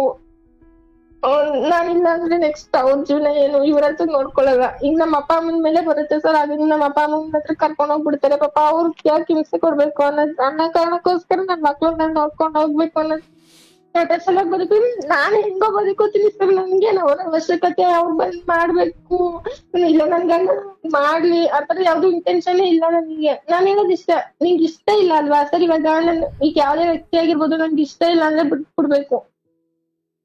ಇಲ್ಲ ನಾನ್ ಬಿಡಲ್ಲ. ಯಾಕೆ ಬಿಡ್ಬೇಕು? ನೀನ್ ಯಾಕೆ ಬದುಕಿರ್ಬೇಕು? ಗಂಡ ಇಲ್ಲ ಅಂದ್ಮೇಲೆ ಅಂತ ಬದುಕೇನ್ಕೆ? ಸತ್ತೋಗ್ಬಿಡು ನೀನು, ಇರ್ಬಾರ್ದು ನೀನು ಆತರ. ಇವನ್ ಪೊಲೀಸ್ ಸ್ಟೇಷನ್ ಕಂಪ್ಲೇಂಟ್ ಕೊಟ್ರು ಕೂಡ? ಹೌದು ಸರ್, 3 ಸಲ ಕಂಪ್ಲೇಂಟ್ ಕೊಟ್ಟಿದೀನಿ. ಹೋಗಿ 3 ಸಲ ಕಂಪ್ಲೇಂಟ್ ಕೊಟ್ಟಿದ್ರು. ಅವ್ರು ಹೇಳ್ತಾರ ನೀವು ಡೈವರ್ಸ್ ಹಾಕೋಬಿಡಿ ಮೇಡಮ್. ಇವ್ರು ಬಂದಿ ಅಲ್ಲೂ ಹೀಗೇನೆ ಬರೀ ಮಾತಾಡೋದು. ಕುಡ್ದಿರ್ತಾರೆ, ಹೊಡಿಯಲ್ಲ ಅಂತಾರೆ. ಕುಡ್ದ್ ನಿಂತವ್ರೆ ಏನ್ ಹೊಡಿಯಕೈತದಮ್ಮ ಇವ್ರಿಗೆ, ನೀವು ಗಂಡ ಹೆಂಡ್ತೀರ ಬಗೆಹರಿಸ್ಕೋಬೇಕು, ನಾವು ಬಗೆಹರ್ಸಕ್ಕಾಗುತ್ತಾ ಅಂತ ಹೇಳ್ತಾರೆ. ಡೈವರ್ಸ್ ಹಾಕೊಡಿ ಅಂತ ಹೇಳ್ತಾರೆ. ನೋಟಿಸ್ ಹಂಗೂನು ಒಂದ್ಸಲ ಹೋಗಿ ಲಾಯರ್ ಹತ್ರ ಮಾತಾಡಿ ನೋಟಿಸ್ ಕಳ್ಸಿದೆ. 1 ನೋಟಿಸ್ ಕಳಿಸ್ತೆ, 3 ನೋಟಿಸ್ ಕಳಿಸ್ಬೇಕಂತ. 1 ನೋಟಿಸ್ಗೆ 5000 ಚಾರ್ಜ್ ಮಾಡಿದ್ರು ಸರ್. ಅದಕ್ಕೇನು ರೆಸ್ಪಾನ್ಸ್ ಮಾಡಿಲ್ಲ ಅವರು. ಮತ್ತೆ 2ನೇ ನೋಟಿಸ್ ಕಳಿಸ್ಬೇಕು ಅಂತ ಹೇಳಿದ್ರು, ಮತ್ತೆ 5000. ಈಗ ಇವ್ರನ್ನ ನಾನು ಈ ಕಡೆನೆ ಮಾಡ್ಕೊಂಡ್ ಕೂತ್ಕೊಳ್ಳ, ಇಲ್ಲ ಅವಾಗೆ ಮಾಡ್ಕೊಂಡ್ ಕೂತ್ಕೊಳ್ಳ. ಅದಕ್ಕೆ ಏನು ಕಳ್ಸಕ್ ಹೋಗ್ಲಿಲ್ಲ, ಏನ್ ಮಾಡ್ಲಿಲ್ಲ, ಏನಾದ್ರು ಮಾಡ್ಕೊಳ್ಳಿ ಅಂತ ಅಂದ್ಬಿಟ್ಟು. ಆದ್ರೆ ಅವ್ರ ಊರಲ್ಲೂ ಇರಲ್ವಲ್ಲ ಸರ್, ಅವ್ರು ಬೆಂಗ್ಳೂರಲ್ಲಿ ಇರೋದಲ್ವಾ, ಅವ್ರ ಅಡ್ರೆಸ್ ಗೊತ್ತಿಲ್ವಲ್ಲ ಬೆಂಗ್ಳೂರಲ್ಲಿ. ಹಂಗಾಗಿ ಏನು ಮಾಡಕ್ ಹೋಗ್ಲಿಲ್ಲ. ಗಂಡ ಬರೋದು ಹೋಗೋದಷ್ಟೇ ಗೊತ್ತಿದೆ, ಬಟ್ ಎಲ್ಲಿರ್ತಾನೆ, ಏನ್ ಮಾಡ್ತಾನೆ, ಯಾರ ಕೈ ಕೆಳಗಡೆ ಇದ್ದಾನೆ ಇದೂ ಗೊತ್ತಿಲ್ಲ. ಇಲ್ಲ ಸರ್, ಗೊತ್ತಿಲ್ಲ. ಅವ್ರು ನಾನು ಮಾನಸಿಕವಾಗಿ ದೂರ ಆಗಿ ಆಲ್ರೆಡಿ 3 years ಆಗೋಯ್ತು ಸರ್. ದೈಹಿಕವಾಗಿ 2 ವರ್ಷ ಆಗೈತೆ. ಏನು ಇಲ್ಲಿ ಬಂದಾಗ್ಲೂ ಅಷ್ಟೇ ಸರ್, ನನ್ ಜೊತೆ ಏನು ಮಾತಾಡಲ್ಲ. ಇಲ್ಲ ಮಕ್ಳ ಜೊತೆ ಸ್ವಲ್ಪ ಮಾತಾಡ್ತಾರೆ ಅಷ್ಟೇ, ನನ್ ಜೊತೆ ಅಂತೂ ಏನು ಮಾತಾಡಲ್ಲ. ಮಾಡಿಟ್ಟಿರ್ತೀನಿ, ತಿಂತಾರೆ. ಆತನ ದೇಹ ಅಥವಾ ಆತನ ವರ್ತನೆ ಅಥವಾ ಅದರಲ್ಲೂ ಅವನ ದೇಹದ ಆರೋಗ್ಯ ನೋಡಿದಾಗ ಓಕೆ ಇದು ಕುಡಿತದಲ್ಲಿ ಮಿತಿ ಮೀರ್ಬಿಟ್ಟಿದೆ ಅಂತ ಅನ್ಸುತ್ತಾ? ಹೌದು ಸರ್, ಹೌದು. ಹೆವಿ ಡ್ರಿಂಕ್ಸ್ ಅಡಿಕ್ಟ್ ಆಗ್ಬಿಟ್ಟವ್ರೆ. ಅದಕ್ಕೋಸ್ಕರ ದೇಹದಲ್ಲಿ ಅದು ಕಾಣುತ್ತಲ್ಲ ಅಥವಾ ಕಾಣುತ್ತೆ? ಹೌದು ಸರ್. ಆಗ್ಲವ ಈಗ ಬರ್ತಾರೆ, ಬಟ್ ನೀನ್ ದುಡ್ಡು ಕೊಡೋದನ್ನ ಕೇಳೋದ್ ನಿಲ್ಸಿದ್ದಾರೋ ಕೊಡೋದ್ ನಿಲ್ಸಿದೀಯೋ? ಕೇಳೋದ್ ನಿಲ್ಸಿಲ್ಲ ಸರ್, ಕೇಳ್ತಾನೆ ಇರ್ತಾರೆ. ನಾನ್ ಕೊಡೋದ್ ನಿಲ್ಸ್ಬಿಟ್ಟಿದ್ದೀನಿ ಸರ್. ಸಾಕಾಗೈತೆ ಎಷ್ಟು ಅಂತ ಅವ್ರಿಗೆ ಮಾಡ್ಲಿ, ಮಕ್ಳಿಗೆ ಮಾಡೋದ್ ಬೇಡ. ತಪ್ಪಿಲ್ಲ. ಈಗ ಎಷ್ಟವ ನಿನ್ ಗಂಡನಿಗೆ ಹಬ್ಬ ಅಂದ್ರೆ ವಯಸ್ಸು? 35 years, 35 ವರ್ಷ ಸರ್ ಅಷ್ಟೇ. ನಿಮ್ ತಂದೆಗೆ ಎಷ್ಟು ವರ್ಷ? ನಮ್ ತಂದೆಗೆ 49 and 50 ಆಗೈತೆ ಸರ್. ಅವ್ರು ಇನ್ನೂ ದುಡಿತಾರ? ಅವ್ರು ದುಡಿತಿದಾರೆ ಸರ್, ಅವ್ರ ಪಾಡಿಗೆ ಅವ್ರು ದುಡಿತಾರೆ, ಅವ್ರು ನೋಡ್ಕೊತಿದ್ದಾರೆ ಸರ್. ಅವ್ರು ನಿಮ್ ನೋಡ್ಲಿ ಅಂತ ಹೇಳ್ತಿಲ್ಲ, ಬಟ್ ವಯಸ್ಸಿಗೆ ತಕ್ಕಂಗ್ ದುಡಿತಾರೋ ಇಲ್ವೋ? ದುಡಿತಾರೆ ಸರ್, ದುಡಿತಿದ್ದಾರೆ. 35 ನಿನ್ ಗಂಡ ಮತ್ತು 49-50 ಆಸುಪಾಸಲ್ಲಿರೋ ತಂದೆ. ಇಲ್ಲಿ ಪುರುಷ ದೇಹ ಒಂದೇ ಥರ ಅಥವಾ ನೋಡ್ಲಿಕ್ಕೆ ಪುರುಷರು ಅಂತ ಅನ್ಸಿದ್ರು ಅವರವರ ಜವಾಬ್ದಾರಿ ಅಥವಾ ಅವರು ಬದುಕನ್ನು ಅರ್ಥ ಮಾಡಿಕೊಂಡಿರೋ ರೀತಿ ಅಥವಾ ತಮ್ಮ ಪಾಲಿಗೆ ಬಂದ ಮಕ್ಕಳು, ಹೆಂಡತಿ ಅಥವಾ ಈ ಜವಾಬ್ದಾರಿ ನಾವು ನಿಭಾಯಿಸ್ಬೇಕಪ್ಪ. ಭಿಕ್ಷೆ ಬೇಡ ಆದರೂ ಸರಿ, ಚಪ್ಪಲಿ ಹೊಲ್ದಾದ್ರೂ ಸರಿ, ನನ್ನ ಹೆಂಡತಿ ಮಕ್ಕಳನ್ನ ಧರ್ಮದ ರೀತಿಯಲ್ಲಿ ನಾವು ಯೋಗ್ಯವಾಗಿ ಸಾಕಬೇಕಪ್ಪ. ಅಂದರೆ ತಂದೆಗೂ ಇವರಿಗೂ ಏಜಿನಲ್ಲಿ ವ್ಯತ್ಯಾಸ, ರೂಪದಲ್ಲಿ ವ್ಯತ್ಯಾಸ, ಆದರೆ ಇಬ್ಬರೂ ಪುರುಷರೇ. ಆದರೆ ಇಬ್ಬರೂ ಬದುಕನ್ನು ನೋಡುವ ದೃಷ್ಟಿಕೋನ ಬೇರೆ. ಈತನಿಗೆ ಕುಡಿತವೇ ಸರ್ವಸ್ವ, ಆ ತಂದೆಗೆ ಸಂಸಾರವೇ ಸರ್ವಸ್ವ. ಇಲ್ಲಿ ಇಂತಹ ಗಂಡನ ವಿಚಾರದಲ್ಲಿ ನೋಡುವ, ಈಗ ನೀನು 2 ಮಕ್ಕಳನ್ನ ಸಾಕ್ಕೊಂಡು ನಿನ್ನ ಕರ್ತವ್ಯ ನೀನು ಮಾಡಿಕೊಂಡು ಈಗ ಬಿಡಬೇಡವಾ, ಹಿಂಗೆ ಮುಂದೆ ಹೋಗು, ಅದ್ರ ಪಾಡಿಗೆ ಅದು ಏನೋ ಮಾಡಿಕೊಳ್ಳಿ, ನೀನು ಮಕ್ಕಳನ್ನ ಬಿಡಬೇಡ, ನೀನು ಪ್ರಾಣ ತಕ್ಕೊಳ್ಳೋ ಯೋಚನೆ ಮಾಡಬೇಡ, ನಿನ್ನ ಪಾಡಿಗೆ ನೀನು ಇರೋವ ಅಂದಾಗ ನಿನ್ನಲ್ಲೊಂದು ಪ್ರಶ್ನೆ ಹುಟ್ಟಬೋದು. ಏನು ಸರ್, ನಮ್ಮ ಬರೀ ಜೀವನ ಮಕ್ಕಳು ನೋಡ್ಕೊಳ್ಳೋದು ಆಯಿತು, ತಾಯಿಯಾಗಿ ಅದು ನನ್ನ ಕರ್ತವ್ಯ ಇರ್ಬೋದು, ನನಗೆ ಅಂತ ಒಂದು ನೆಮ್ಮದಿ ಬೇಡವ ಸರ್? ನನಗೆ ಅಂತ ಗಂಡ ಎಲ್ಲರ ಗಂಡಂದಿರನ್ನು ಅಥವಾ ಬೇರೆ ಹೆಣ್ಮಕ್ಳು ಅವ್ರ ಗಂಡನ ಜೊತೆ ಚೆನ್ನಾಗಿರೋದು ಅಥವಾ ಅವ್ರ ಸಂಸಾರ ಚೆನ್ನಾಗಿರೋದೆಲ್ಲ ನೋಡಿದಾಗ ನನಗೂ ಅನಿಸುತ್ತೆ, ಅಯ್ಯೋ ನಮ್ಮ ಬದುಕಲ್ಲೂ ಕೂಡ ನನ್ನ ಗಂಡ ನನ್ನ ಸಂಸಾರ ಚೆನ್ನಾಗಿದ್ದಿದ್ರೆ ಆಗಿತ್ತೋ ಏನೋ ಅಂತ. ಆದರೆ ಇಲ್ಲಿ ನಾವು ಬರುವಾಗ ಏನನ್ನು ಎಷ್ಟು ಭಾಗ್ಯವನ್ನು ಹೊತ್ತು ತಂದಿದ್ದೀವೋ ಅಷ್ಟು ಪಾಲನ್ನು ನಾವು ಅನುಭವಿಸ್ಲೇಬೇಕವ. ಆಯಿತಾ? ಯಾವ ಯಾವ ಭಾಗ್ಯಗಳನ್ನು ನೀನು ಹೊತ್ತು ತಂದಿದ್ದೀಯೋ ಈ ಜನ್ಮದಲ್ಲಿ, ಆ ಭಾಗ್ಯಗಳನ್ನು ಆ ಕಡೆ ಈ ಕಡೆ ಅವರೆಷ್ಟು ಉದ್ಧಾರವಾದರೂ ಇವರೆಷ್ಟು ಚೆನ್ನಾಗಿದ್ದಾರೆ, ಇಲ್ಲ ಅವರದ್ದು ಅವರ ಪಾಲಿನದ್ದು ಅವರದ್ದು, ನಿನ್ನ ಪಾಲಿನದ್ದು ನಿನ್ನದು. ಆದರೆ ಇಲ್ಲಿ ಮಕ್ಕಳನ್ನು ಸಲಹುವ ತಾಯಿಯ ಜವಾಬ್ದಾರಿ ನಿನ್ನ ಸುಖವನ್ನು ತ್ಯಾಗ ಮಾಡಿ ಆದರೂ, ನಿನ್ನ ಸುಖವನ್ನು ತ್ಯಜಿಸಿ ಆದರೂ ನೀನು ಮಕ್ಕಳಿಗೆ ನಿನ್ನನ್ನು ಸಮರ್ಪಣೆ ಮಾಡಿಕೊಂಡು ಬೆಳಗಿನ ಸಂಜೆವರೆಗೂ ದುಡಿದು ಅವ್ರ ಎಜುಕೇಷನ್ ನೋಡಿಕೊಂಡು ಅವ್ರಿಗೆ ಊಟ ತಿಂಡಿ ನೋಡಿಕೊಂಡು ಈ ಮನೆಯನ್ನು ಅಷ್ಟು ಚೆನ್ನಾಗಿ ನಿಭಾಯಿಸ್ಕೊಂಡು ಹೋಗ್ತಿದೀಯ. ಈ ನಡುವೆ ಇಂತಹ ಗಂಡನ ವಿಚಾರದಲ್ಲಿ ನೀನು ಎಷ್ಟು ದೂರ ಇಟ್ಟರೂ ಕೂಡ ಅಥವಾ ಎಷ್ಟು ದೂರ ಇಟ್ಟರೂ ಕೂಡ ಅದರಲ್ಲಿ ಏನೂ ತಪ್ಪಿಲ್ಲ. ಇಲ್ಲಿ ನೀನು ಅಂದ್ಕೊಳ್ಬೋದು, ಇಷ್ಟ ಇಲ್ಲ ಅಂದರೆ ಬಿಟ್ಟು ಹೋಗ್ಬೇಕಲ್ವ ಸರ್, ಯಾಕೆ ಇನ್ನೊಬ್ರಿಗೆ ತೊಂದರೆ ಕೊಡಬೇಕು, ಯಾಕೀಗ ಮಕ್ಕಳಿಗೂ ಒಂದು ಭಯ ಅಥವಾ ನನಗೂ ಕೂಡ ಒಂದು ಇರಿಸು ಮುರಿಸು, ಓಲಿ ಆತ ದುಡಿಯೋದೇ ಬೇಡ ಸರ್, ಮನೇಲಿ ಕೂತ್ಕೊಂಡು ಗೌರವಾನ್ವಿತವಾಗಿ ಇದ್ಬಿಡ್ಲಿ, ತೊಂದರೆ ಇಲ್ಲ, ನಾನೇ ಸಾಕ್ತೀನಿ ಇನ್ನೂ ಅಷ್ಟು ಇರ್ತೀರ ನೀವು. ಬಟ್ ಅವರು ಈ ಕುಡಿತದ ಚಟ ಇದೆಯಲ್ಲವ, ಅದು ಕುಡಿತಕ್ಕೆ ಎಷ್ಟು ಬೇಕೋ ಅಷ್ಟು ದುಡ್ಕೋ ಅನ್ನುತ್ತದು. ಸಂಜೆ ಕುಡಿಯೋಕೆ ಎಷ್ಟು ಬೇಕೋ ಅಷ್ಟು ದುಡ್ಕೊಂಬಿಡು, ಹೆಂಡತಿ ಮಕ್ಳು ಹಾಳಾಗೋದ್ರು ಹೋಗ್ಲಿ ಅಂತ. ನೀನು ತೆಗೆದುಕೊಂಡಿರೋ ನಿರ್ಧಾರ ಖಂಡಿತ ಸರಿ ಇದೆ.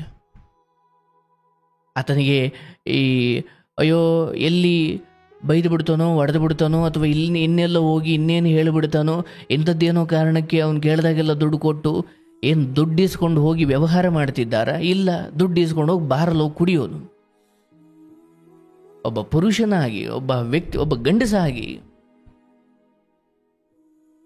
ನನ್ನ ಹೆಂಡತಿ ಅದೆಷ್ಟೇ ದುಡಿಲಿ, ಅವಳನ್ನು ದುಡ್ದಿದ್ದು ಏನೇನು ಮಾಡ್ತಿದೆಯಾ, ಏನೇನು ನಡೀತಿದೆ ಅಥವಾ ಸಂಸಾರಕ್ಕೆ ಏನೇನು, ಇಬ್ಬರೂ ಸೇರಿ ಒಂದು ಯೋಜನೆ ರೂಪಿಸಿ, ಆ ಹೆಂಡತಿ ದುಡಿಲಿ ಗಂಡ ದುಡಿಲಿ, ತಿಂಗಳು ಕೊನೆಯಲ್ಲಿ ಇಬ್ಬರ ಹಣ ಒಂದುಗೂಡಬೇಕು. ನೀವು ಹೇಗೆ ಪ್ರೀತಿಯಿಂದ ಅಪ್ಕೊಳ್ತೀರೋ ಹಾಗೆ ಇಬ್ಬರ ದುಡಿಮೆಗಳು ಒಂದತ್ರ ಬರಬೇಕು. ನಾನಿಷ್ಟ, ನಂದಿಷ್ಟ ಆಯಿತು, ನಿಂದಿಷ್ಟ ಆಯಿತು, ಇದರಿಂದ ನಾವೆಲ್ಲಿ ಚೀಟಿ ಕಟ್ಟಬೇಕು, ಎಲ್ಲಿ ಲೋನ್ ಕಟ್ಟಬೇಕು, ಎಲ್ಲಿ ಬಾಡಿಗೆ ಕಟ್ಟಬೇಕು, ಎಲ್ಲಿ ಕರೆಂಟ್ ಬಿಲ್ ಕಟ್ಟಬೇಕು, ಅಥವಾ ಮಕ್ಕಳಿಗೇನು ತಂದು ಕೊಡಬೇಕು, ಅಥವಾ ಇನ್ನೇನು ಮಾಡಬೇಕು. ಅಂದರೆ ದುಡಿಮೆಗಳು ಬೇರೆ ಬೇರೆ ಆದರೂ ವಿನಿಯೋಗಿಸುವುದು ಒಂದೇ ಉದ್ದೇಶಕ್ಕೆ. ಆದರೆ ಇಲ್ಲಿ ದುಡಿಮೆಗಳೂ ಬೇರೆ ಬೇರೆ, ವಿನಿಯೋಗಿಸುವುದು ಬೇರೆ ಬೇರೆ. ಅಂದರೆ ಮತ್ತೆ ಮದುವೆ ಯಾಕೆ ಆಗಬೇಕು? ದಂಪತಿ ಅನ್ನೋದು ಅಥವಾ ಹೊಂದಾಣಿಕೆ ಜೀವನ ಅನ್ನೋದು ಏನರ್ಥ ಇದೆ ಮತ್ತೆ ಅದಕ್ಕೆ? ನೋಡಿ, ಈ ಹೆಣ್ಮಕ್ಳನ್ನ ನೋಡಿ ಎಷ್ಟು ಹೆಣ್ಮಕ್ಳು ಕಲಿಬೇಕಾಗಿರೋ ಅತಿ ದೊಡ್ಡ ಪಾಠ. ಏನೋ ಮನೆಯಲ್ಲಿ ಗೊತ್ತಿದ್ದೋ ಗೊತ್ತಿಲ್ಲದೆಯೋ ಯಾರಿಗೋ ಮದುವೆ ಮಾಡಿಬಿಡ್ತಾರೆ. ಆಮೇಲೆ ಅವನು ಕುಡುಕ, ಅವನು ಸರಿ ಇಲ್ಲ, ಅವನ ಜವಾಬ್ದಾರಿ ಇಲ್ಲ, ಅವನ ಮಕ್ಳ ಕಡೆ ಗಮನ ಕೊಡಲ್ಲ, ಅವನು ಕುಡಿತ ಆಯಿತು, ಅವನ ಚಟಗಳಾಯಿತು, ಅವನಾಯಿತು. ಈ ರೀತಿ ಇದ್ದಾಗ ಸಮಾಜಕ್ಕೆ ಹೆದರಬೇಡಿ, ತಿದ್ದೋ ಪ್ರಯತ್ನ ಮಾಡಿ, ಒಂದು ಹಂತದವರೆಗೂ ಪ್ರಯತ್ನ ಮಾಡಿ. ಅದಾಗಲ್ವಾ ಅವನನ್ನು ಎಲ್ಲಿ ಇರಿಸಬೇಕು ಅಲ್ಲಿ ಇರಿಸ್ಬಿಟ್ಟು, ಈಕೆ ಒಂದು ಒಂದು ಒಂದು ಟೈಲರಿಂಗ್ ಕಲ್ತರು, ಒಂದು ಮೇಕಪ್ ಮಾಡೋದು ಅಂದರೆ ಬ್ಯೂಟಿಷಿಯನ್ ಆ ಕಲೆಯನ್ನು ಕಲಿತು ಇವತ್ತು ನೋಡಿ ಈಕೆ ಗಂಡನನ್ನು ನಂಬ್ಕೊಂಡಿಲ್ಲ. ಹಾಗಂತ ಈಕೆ ಆದಿ ತಪ್ಪಿದ್ದಾಳೆ, ನಡತೆಗೆಟ್ಟಿದ್ದಾಳೆ ಅಂತಲ್ಲ. ಲೋಕದ ಕಣ್ಣಿಗೆ ಅಥವಾ ಈ ಹೆಣ್ಮಗಳನ್ನು ಕಂಡ್ರೆ ಆಗದೆ ಇರೋವ್ರ ಕಣ್ಣಿಗೆ ನೋಡು ಗಂಡ 15 ದಿವ್ಸಕ್ಕೊಂದ್ಸಲಿ ಬರ್ತಾನೆ, ಇವಳೇನೇನು ಮಾಡ್ಕೊಳ್ತಾಳೋ, ಎಲ್ಲೆಲ್ಲಿ ಅವನ ಜೊತೆಲೇ ಇರ್ತಾಳೋ ಅಂತ ಲೋಕ ಅನ್ಲಿ. ಆದರೆ ಈಕೆಗೆ ತಾನು ಟೈಲರಿಂಗ್ ಕಲಿತು ಅಥವಾ ಒಂದು ಬ್ಯೂಟಿಷಿಯನ್ ವಿದ್ಯೆಯನ್ನು ಕಲಿತು ಗಂಡ ಹೀಗೆ ಬೇಜವಾಬ್ದಾರಿ ಆಗ್ತಿದ್ದಾನೆ, ಇವನು ನಾಳೆ ದಿನ ಕೈ ಕೊಡುವ ಅಥವಾ ನಾಳೆ ದಿನ ಸಂಸಾರಕ್ಕೆ ತಲೆ ಹಾಕದೇ ಇರೋ ಬೇಜವಾಬ್ದಾರಿ ಮನುಷ್ಯ ಆಗಬಹುದು ಅನ್ನೋ ನಿರೀಕ್ಷೆಯಲ್ಲಿ ಈಕೆ ಅವತ್ತು ಬುದ್ಧಿವಂತಿಕೆಯಿಂದ ಒಂದು ಟೈಲರಿಂಗ್ ಕಲಿತು ಒಂದು ಬ್ಯೂಟಿಷಿಯನ್ ಕೋರ್ಸ್ ಮಾಡಿಕೊಂಡು ಇವತ್ತು ಯಾವುದೋ ಒಂದು ಕಸಬನ್ನು ಕಲ್ತಿರೋದಕ್ಕೆ ಗಂಡ ಮಾಡಿ ಹೋದ ಆ ಸಾಲದ ಭಾರವನ್ನು ಕೂಡ ತಾನೇ ಹೊದ್ದುಕೊಂಡು ಮುಂದೆ ಹೋಗೋ ಅಂದರೆ ಹೆಣ್ಣಿಗೆ ಒಂದು ಕಸಬಿದೆಯಲ್ಲ, ಒಂದು ವಿದ್ಯೆ ಕಲಿಬೇಕು, ಶಿಕ್ಷಣ ಇರಬೇಕು. ಶಿಕ್ಷಣ ಇದ್ದವರೆಲ್ಲ ಉದ್ಧಾರ ಆಗ್ತಾರೆ ಅನ್ನೋದು ಸುಳ್ಳು. ನಾನು ಗಂಡ ಹೀಗೆ ಬೇಜವಾಬ್ದಾರಿಯಾಗಿ ಕುಡಿತವನ್ನೇ ಸರ್ವಸ್ವ ಅಂದುಕೊಂಡು ಹೆಂಡತಿ ಮಕ್ಕಳನ್ನು ಬಿಟ್ಟು ಆತ ಹೋದರೂ ಕೂಡ ನಾನು ಮಕ್ಕಳನ್ನು ಬಿಡಲ್ಲ, ನನ್ನ ಕಂದಮ್ಮಗಳನ್ನು ನನ್ನ ಮಕ್ಕಳನ್ನು ನಾನು ಸಾಕ್ತೀನಿ. ಈ ಸಮಾಜ ಏನಾದರೂ ಅಂದುಕೊಳ್ಳಿ, ಗಂಡ ಬಿಟ್ಟವಳು 1000 ಅನ್ನಲಿ, ನಾನು ನನ್ನ ಮಕ್ಕಳನ್ನು ಸಾಕ್ತೀನಿ. ಮತ್ತು ಅದಕ್ಕೂ ಮೀರಿ ನನ್ನದು ಒಂದು ಮನುಷ್ಯ ಜನ್ಮ, ನನ್ನದು ಒಂದು ಪವಿತ್ರವಾದ ಜೀವನ. ಹೀಗೆ ನನಗೆ ಯಾರೋ ಮೋಸ ಮಾಡಿದ್ರು ಅಂತ ಕೊರಗಿ ನಾನು ನೇಣಾಕೊಳ್ಳೋದ್ರ ಬದಲು ನಾನು ಯಾರಿಗೂ ಮೋಸ ಮಾಡಿಲ್ಲ ಅನ್ನೋ ಒಂದು ಸ್ವಾಭಿಮಾನ, ಒಂದು ಛಲದ, ಒಂದು ಸ್ವಾಭಿಮಾನದ ನ್ಯಾಯಯುತವಾದ ಬದುಕನ್ನು ನಾನು ಬದುಕ್ತೀನಿ ಅಂತ ಒಂದು ಹೆಣ್ಮಗಳು. ಇದೆಲ್ಲ ಯಾವಾಗ ಸಾಧ್ಯ ಅಂದರೆ ಕೈಯಲ್ಲಿ ದುಡ್ಡು ಆಡಬೇಕು. ನೋಡಿ ಈ ಹೆಣ್ಮಗಳು ಗಂಡ ನಾಳೆ ದಿನ 1 ರೂಪಾಯಿ ಕೊಡದೆ ಹೋದರೆ ನೀನು ಕೊಡಬೇಡ ಕಣೆಯ, ನನ್ನ ಬದುಕೋದು ಗೊತ್ತು. ಯಾಕೆ ಧೈರ್ಯ? ಕಸಬಿದೆ. ನಾಳೆ ದಿನ ಚಪ್ಪಲಿ ಹೊಲ್ದಾದರೂ ಸರಿ, ಪಾನಿಪುರಿ ಮಾರಿ ಆದರೂ ಸರಿ, ಅಥವಾ ಎಲ್ಲೋ ಬಸ್ ಸ್ಟ್ಯಾಂಡಲ್ಲಿ ಕೂತ್ಕೊಂಡು ಪೆನ್ ಮಾರಿ ಹೂ ಮಾರಿ ಆದರೂ ಸರಿ ನನ್ನ ಮಕ್ಕಳನ್ನು ಸಾಕ್ತೀನಿ ಅಂತ ನಿಂತಾಗ ಲೋಕ ಅಯ್ಯೋ ಮೊದಲು ನಮ್ಮವರೆಲ್ಲ ಯಾರು ನೋಡ್ಬಿಡ್ತಾರೋ ಏನೋ ಅಂದುಕೊಂಡು, ನಮ್ಮವ್ರು ಯಾರೋ ನೋಡ್ಬಿಡ್ತಾರೆ ಅಂದ್ಕೊಂಡು ಎಷ್ಟೋ ಸಾರಿ ನಾವು ಪಾತಾಳಕ್ಕೆ ಬಿದ್ದರೂ ಮೀಸು ಮಣ್ಣಾಗಲ್ಲ ಅನ್ನೋ ಹಾಗೆ ಪಾತಾಳಕ್ಕೆ ಹೋಗಿರ್ತೀವಿ. ಆದರೆ ಯಾವುದೋ ಒಂದು ಚಿಕ್ಕ ಕೆಲಸ ಮಾಡಲಿಕ್ಕೆ ಇನ್ನು ಮುಂದೆ ನೋಡ್ತೀವಿ. ಯಾಕೆ? ನಮ್ಮವ್ರು ಯಾರೋ ನೋಡ್ಬಿಟ್ರೆ ಪ್ರಾಣನೇ ಹೋಗ್ತಾ ಇದೆ, ಇನ್ನು ನಮ್ಮವ್ರು ನೋಡೋದು ಅದನ್ನು ಕಟ್ಕೊಂಡು ಏನು ಮಾಡ್ತೀರಾ? ಈ ಹೆಣ್ಣು ಮಗಳ ಈ ಬದುಕನ್ನು ನಾವೆಲ್ಲರೂ ಅಂದರೆ ಪಾಪ ಆಕೆ ನೋಡಿ ಈ ದಿನ ಸಂಘಗಳಲ್ಲಿ ಸಾಲ ಮಾಡಿಕೊಂಡು ಯಾರ್ಯಾರು ಬಂದು ಏನೇನು ಅಂತಾರೋ, ಗಂಡ ಈ ರೀತಿ ಮಾಡಿದಾಗ ಒಂದು ಹೆಣ್ಮಗಳು ಎಲ್ಲಿ ಹೋಗಬೇಕು? ತಡೆಪಾ, ತವ್ರ ಮನೇಲಿ ಹೋಗಿ ಲಕ್ಷಾಂತರ ರೂಪಾಯಿ ಇಸ್ಕೊಂಬಂಬಿಡೋಣ, ನನ್ನ ಗಂಡ ಹಿಂಗೆ ಮಾಡಿಬಿಟ್ಟ, ಮದುವೆ ಮಾಡಿಬಿಟ್ಟಿದ್ದೀರಿ, ನನ್ನ ಗಂಡ ಹಿಂಗೆ ಮೋಸ ಮಾಡ್ದ ಅಥವಾ ಈ ರೀತಿ ಮಾಡಿದ್ದಾನೆ, ಈಗ ಸಾಲ ಇದೆ ಕೊಡ್ರಿ ಅಂತ ಹೋಗಿ ಇಸ್ಕೊಂಬರ್ಲಿಕ್ಕೆ ಏನು ಕೋಟ್ಯಾಧಿಪತಿಗಳ ತವ್ರ ಮನೆಯವರು? ಇಲ್ಲ ಪಾಪ, ಅವರು ಕಷ್ಟಪಡ್ತಿರೋರೆ, ಅವತ್ತು ದುಡ್ದು ಅವತ್ತು ತಿಂತಾ ಇದ್ದಾರೆ. ಗಂಡು ಮಕ್ಕಳು ಚಟಗಳ ಹಿಂದೆ ಹೋದರೆ ಭಾಳ ದೊಡ್ಡ ಶಾಪ. ಹೆಂಡತಿ ಮಕ್ಕಳ ಶಾಪ ಇದೆಯಲ್ಲ, ಅದು ಋಷಿ ಮುನಿಗಳು ಕೊಡೋ ಶಾಪಕ್ಕಿಂತ ಭಾಳ ಘೋರವಾದದ್ದು. ಕಟ್ಕೊಂಡು ಸಾಕಲಿಲ್ಲ, ಕಟ್ಕೊಂಡು ಯಾವ ನೆಮ್ಮದಿ ಸಂತೋಷ ಸುಖಗಳನ್ನು ಕೊಡಲಿಲ್ಲ, ಹುಟ್ಟಿಸಿದ ಮಕ್ಕಳಿಗೆ ಶಿಕ್ಷಣ ಸಂಸ್ಕಾರ ಅಥವಾ ಅವರಿಗೊಂದು ಬಾಲ್ಯದಲ್ಲಿ ಜೊತೆ ಇದ್ದು ಅವರ ಬದುಕನ್ನು ತಿದ್ದುವ ಕೆಲಸವನ್ನು ಮಾಡಲಿಲ್ಲ ಅಂದಾಗ ಹುಟ್ಟಿಸಿದ್ದು ಶಾಪ, ಹುಟ್ಟಿಸಿದ್ದೇ ಶಾಪ. ಹಾಗಾಗಿ ಹೆಣ್ಣು ಮಕ್ಕಳು ನಿಮ್ಮ ಮದುವೆಯ ಸಮಯಗಳಲ್ಲಿ ಆಯ್ಕೆ ಮಾಡಬೇಕಾದಾಗ ಎಚ್ಚರವಾಗಿರಿ. ಹಂಗೂ ಏನೋ ದೊಡ್ಡವರ ಮಾತಿಗೆ ಕಟ್ಟು ಬಿದ್ದು ಯಾರನ್ನೋ ಮದುವೆ ಆದ್ರಿ, ಅಲ್ಲೇನೋ ನಾಳೆ ಕೆಡ್ತು ಅವನು ಬೇಜವಾಬ್ದಾರಿಯಿಂದಾಗ ಈ ಹೆಣ್ಮಕ್ಳು ರೀತಿ ಏನೋ ಒಂದು ಕೆಲಸ ಹಿಡ್ಕೊಳ್ಳಿ. ಸ್ವಲ್ಪ ಯೌವನ ಚೆನ್ನಾಗಿದ್ದ ಕಾಲದಲ್ಲಿ ಒಂಚೂರು ಅನ್ನಕ್ಕೆ ದಾರಿ ಮಾಡ್ಕೊಳ್ಳೋಣ. ಹಾಗಂತ ಅಯ್ಯೋ ಆಕಾಶವೇ ತಲೆ ಮೇಲೆ ಬಿದ್ದುಬಿಡ್ತು ನಾನೇನೋ ಅಂದ್ಕೊಂಡಿದ್ದೆ. ಹೌದು, ಎಲ್ಲರ ಆಸೆಗಳು ಕೂಡ ಬದುಕನ್ನು ತುಂಬ ಚೆನ್ನಾಗಿ ಬದುಕಬೇಕು ಅನ್ನೋದೇ ಇರುತ್ತೆ. ಆದರೆ ಎಲ್ಲರ ಬದುಕಲ್ಲೂ ಹಾಗೆ ಆಗುತ್ತಾ? ಇಲ್ಲ. ಇವನ್ ಎಲ್ಲೋ ಒಂದು ಗುಡ್ಲ ಹಾಕೊಂಡು ಅಥವಾ ಬೆಂಗಳೂರಲ್ಲಿ ಮೆಟ್ರೋ ಸ್ಟೇಷನ್ ನಡೆ ಅಥವಾ ಎಲ್ಲೋ ರೈಲ್ವೆ ಸ್ಟೇಷನ್ ಪಕ್ಕ ಅಥವಾ ಇನ್ನೆಲ್ಲೋ ಭಿಕ್ಷೆ ಬೇಡ್ಕೊಂಡು ಚಳಿಗಾಲದಲ್ಲಿ ಒದ್ಕೊಳ್ಳೋಕೆ ಒಂದು ರಗ್ಗಿಲ್ದಂಗೆ ಒದ್ದಾಡ್ತಿರೋ ಆ ಭಿಕ್ಷುಕನನ್ನು ಕೇಳಿ ಏನಪ್ಪ ಆಸೆ ಇದೆ ಅಂದರೆ ಅವನಿಗೂ ಒಂದೇನೋ ಆಸೆ ಇರುತ್ತೆ. ಬರೀ ಅನ್ನದ್ದಷ್ಟೇ ಅಲ್ಲ, ಅಯ್ಯೋ ಸ್ವಾಮಿ ನನಗೂ ಒಂದು ಮನೆ, ನನಗೂ ಒಂದು ಸಂಸಾರ, ನಂದು ಒಂದು ಚೆನ್ನಾಗಿರೋ ಬಟ್ಟೆ ಹಾಕ್ಕೊಂಡು ಚೆನ್ನಾಗಿರೋ ಚಪ್ಪಲಿ ಹಾಕ್ಕೊಂಡು ಚೆನ್ನಾಗಿ ಸ್ನಾನ ಮಾಡ್ಕೊಂಡು ನನಗೂ ಚೆನ್ನಾಗಿರಬೇಕು ಅಂತ ಆಸೆ ಅವನಿಗೂ ಇದೆ. ಆದರೆ ಏನು ಮಾಡೋದು, ಆಸೆ ಎಲ್ಲರಿಗೂ ಇದೆ. ಆದರೆ ನಮ್ಮ ಪಾಲಿಗೆ ಬಂದ ಭಾಗ್ಯಗಳನ್ನು ನಾವು ಮರುಮಾತಾಡದೆ ಅನುಭವಿಸಬೇಕು. ಆ ಭಾಗ್ಯಗಳು ಅಂದ್ರೇನು? ಭಗವಂತ ನಿಮ್ಮ ಮೇಲೆ ಕೋಪಿಸ್ಕೊಂಡು ನಿಮಗೇನು ಶಿಕ್ಷೆ ಕೊಡಲ್ಲ. ಹಿಂದೆ ಮಾಡಿದ್ದೇ ಇವತ್ತು ನಾವು ಅನುಭವಿಸಬೇಕು. ಹಾಗಾಗಿ ಇವತ್ತು ನೆಟ್ಟಗೆ ಬದುಕಿದ್ರೆ ನಾಳೆ ಒಳ್ಳೆ ಬದುಕು ಸಿಗುತ್ತೆ. ಇವತ್ತಿನ ಜೀವನ ನಿನ್ನೆ ನಾವು ಮಾಡಿರೋ ಕರ್ಮ, ನಾಳೆ ಸಿಗುವ ಜೀವನ ಇವತ್ತು ನಾವು ಮಾಡೋ ಕರ್ಮ. ಇವತ್ತು ಧರ್ಮಕರ್ಮ ಮಾಡಿ ನಾಳೆ ಒಳ್ಳೆಯದೇ ಆಗುತ್ತೆ. ಇಂದು ನೀವು ಧರ್ಮಕರ್ಮ ಮಾಡಿದರೆ ಇವತ್ತು ನಿಮ್ಗೆ ಒಳ್ಳೆಯದೇ ಆಗ್ತಿರುತ್ತೆ. ಒಳ್ಳೆಯದು ಅಂದರೆ ಕೆಟ್ಟವನು ಶ್ರೀಮಂತನಾಗಿದ್ದಾನೆ, ಕೆಟ್ಟವನು ದೊಡ್ಡ ದೊಡ್ಡ ಕಾರಲ್ಲಿ ಓಡಾಡ್ತಾನೆ, ನಾವು ಧರ್ಮಕರ್ಮ ಅಂತ ಇದ್ದವರು ನಾವಿನ್ನೂ ಗುಡಿಸ್ಲಲ್ಲೇ ಇದ್ದೀವಿ. ನೀವು ಗುಡಿಸ್ಲಲ್ಲಿರುವುದು ನಿಮ್ಮ ಜೀವನದ ದುರ್ದೈವ ಅಲ್ಲ, ನೀವು ನೆಮ್ಮದಿಯಾಗಿದ್ದೀರಾ ಅನ್ನೋದೇ ಬದುಕಲ್ಲಿ ಬಹಳ ದೊಡ್ಡ ಸಂಗತಿ. ಅವ್ರು ಯಾರಿಗೂ ನೆಮ್ಮದಿ ಇಲ್ಲ, ನಿಮಗೆ ನೆಮ್ಮದಿ ಇದೆ. ಆದರೆ ನೀವು ಅವ್ರ ಅರಮನೆಯಲ್ಲಿದ್ದಾರೆ, ಅವ್ರ ಕಾರಲ್ಲಿದ್ದಾರೆ, ನಾನು ನೋಡಿದ್ರೆ ಇಲ್ಲೇ ಇದ್ದೀನಿ. ನೀವು ಭೌತಿಕವಾದ ವಸ್ತುಗಳನ್ನು ಅಂದಾಜು ಮಾಡಿಕೊಂಡು ಯಾರು ಅರಮನೆಯಲ್ಲಿದ್ದಾರೆ, ಯಾರು ಒಳ್ಳೆ ಕಾರಲ್ಲಿ ಓಡಾಡ್ತಾವ್ರೆ ಅವರು ಪುಣ್ಯವಂತರು, ನಾವೆಲ್ಲ ಪಾಪಿಗಳು ಅಂತ ನೀವು ಅಂದ್ಕೊಂಡ್ರೆ ಅದು ನಿಮ್ಮ ಮೂರ್ಖತನ. ಹಾಗಾಗಿ ನಿಜವಾದ ಸಿರಿವಂತಿಕೆಯನ್ನು ಮನುಷ್ಯನ ನೆಮ್ಮದಿಯಿಂದ ನಿರ್ಧಾರ ಮಾಡಲಾಗುತ್ತೆ ಹೊರತು ಕಾರು ಬಂಗ್ಲೆ ವಿಚಾರಗಳಲ್ಲ. ಲೋಕ ಅದನ್ನು ಅರ್ಥ ಮಾಡ್ಕೊಳ್ಬೇಕಷ್ಟೇ. ಬಟ್ ಈ ಹೆಣ್ಮಕ್ಳ ರೀತಿಯಲ್ಲಿ ಎಲ್ಲ ಹೆಣ್ಮಕ್ಳು ಸ್ವಾಭಿಮಾನಿಗಳಾಗಿ ಸ್ವತಂತ್ರವಾಗಿ ದುಡಿಬೇಕು, ಅವ್ರವ್ರ ಬದುಕನ್ನು ಚೆನ್ನಾಗಿ ಕಟ್ಕೊಳ್ಬೇಕು. ಕೇಳಿಸ್ತೈತನವಾ? ಇರ್ಲವ ತೊಂದರೆ ಇಲ್ಲ. ನಿನ್ನ ಬಗ್ಗೆನೇ ನಾನು ಇಷ್ಟೊತ್ತು ಮಾತಾಡ್ತಿದ್ದೆ. ನೀನೇನು ನಿರ್ಧಾರ ತೆಗೆದುಕೊಂಡಿದ್ದೀಯಲ್ಲವ ಈಗ, ಆ ನಿರ್ಧಾರವೇ ಸರಿ ಇದೆ. ಏನೇ ತಿಪ್ಪುರ್ಲಾಗ ಹಾಕೋದು, ಡೈವರ್ಸ್ ಕೊಡ್ಲಿ ಬಿಡ್ಲಿ, ಕೊಟ್ಟು ಕೊಡದೇ ಇದ್ದು ಏನೂ ವ್ಯತ್ಯಾಸ ಇಲ್ಲ. ತಗೊಂಡ್ಬಿಟ್ಟು ನಾನೇನೋ ಬೇರೆ ಮದುವೆ ಆಗ್ಬೇಕಾಗಿಲ್ಲ, ಹೌದಲ್ಲ? ಏನೋ ಬಂದಾಗ ಒಂಚೂರು ಊಟ ಹಾಕು, ಅಷ್ಟು ಬಿಟ್ರೆ ಬೇರೆ ಯಾವುದಕ್ಕೂ ನೀನು ಬಗ್ಬೇಡ.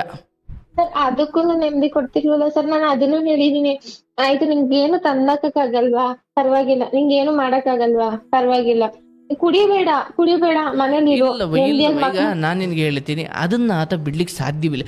ಎಲ್ಲಿವರೆಗೂ ಆತ ದುಡಿಮೆ ಮಾಡೋಷ್ಟು ತೋಳ್ಬಲ ಶಕ್ತಿ ಹೊಂದಿರ್ತಾನಲ್ಲವಾ, ಅವನಿಗೆ ಕೆಲಸ ಕೊಡೋರು ಎಲ್ಲಿವರೆಗೂ ಇರ್ತಾರೆ, ಆತ ತನ್ನ ದುಡಿಮೆಯನ್ನು ಮಾಡ್ಕೊಳ್ಳೋಷ್ಟು ಎಲ್ಲಿವರೆಗೂ ಇರ್ತಾರೆ. ನಿನಗೆ ಕೊಡಲ್ಲ ಅನ್ನೋದೊಂದು ಬಿಟ್ಟರೆ ದುಡಿತಾ ಇಲ್ಲ ಅಂತ ಏನಿಲ್ಲ. ಆದರೆ ದುಡಿಮೆಯನ್ನು ತಾಂಡೋಗಿ ಬಾರ್ಗೆ ಕುಡಿಯೋಕ್ಕಾಗ್ತಿದ್ದಾನೆ ಅನ್ನೋದು ಬಿಟ್ಟರೆ, ನೀನು ಈ ಕುಡಿಬೇಡ, ನೀನು ಮನೇಲೇ ಇರಬೇಕಾದ್ರೆ ನೀನು ಕುಡಿಬೇಡ, ನಮ್ಮ ಮರ್ಯಾದೆ ತೆಗಿಬೇಡ, ಅಥವಾ ಕುಡ್ಕೊಂಡು ಬರೋದು ನಮಗಿಷ್ಟ ಆಗಲ್ಲ, ಈ ಆಸೆಗಳು ನೀನು ಇಟ್ಕೊಳ್ಳೇಬೇಡ. ಸಾಧ್ಯವೇ ಇಲ್ಲ. ಎಲ್ಲಿವರೆಗೂ ಕಾಲದ ಹೊಡೆತ. ಹಂಗೂನು ಬದುಕಕ್ ಬಿಡಲ್ವಲ್ಲ, ಇಲ್ಲಿ ಬಂದು ಗಲಾಟೆ ಮಾಡೋದು. ಯಾವ ತರ ಆಗ್ಬಿಟ್ಟೈತೆ ಪರಿಸ್ಥಿತಿ ಅಂದ್ರೆ, ಇವ್ರನ್ನ ನೋಡಿ ಇವ್ರ ಹಸ್ಬೆಂಡ್ ಈ ತರ ನೋಡವ. ಈಗ ಮತ್ತೆ ನೀನೀಗ ಅರ್ಥ ಆಯ್ತು ನಿನ್ನ ನೋವು, ಅಥವಾ ಅಲ್ಲಿ ಹೆಂಗೆ ಪರಿಸ್ಥಿತಿ ಅಂದ್ರೆ, ಇಬ್ರು ಮಕ್ಳಿದಾರೆ. ಅವರು ಇವಾಗ ನನ್ ಮಗಳು ಆಲ್ರೆಡಿ 5th ಸ್ಟ್ಯಾಂಡರ್ಡ್. ನೋಡೋರು ಯಾವ ತರ ಇವಾಗ ನನ್ನನ್ನ ಈ ತರ ನೋಡ್ತಿದಾರೆ ಅನ್ನುವಾಗ ನೆಕ್ಸ್ಟ್ ಅವ್ರ ಮಕ್ಳು ಭವಿಷ್ಯ ಏನು, ಅಟ್ಲೀಸ್ಟ್ ಅವ್ರಿಗೋಸ್ಕರ ನೀನ್ ಚೇಂಜ್.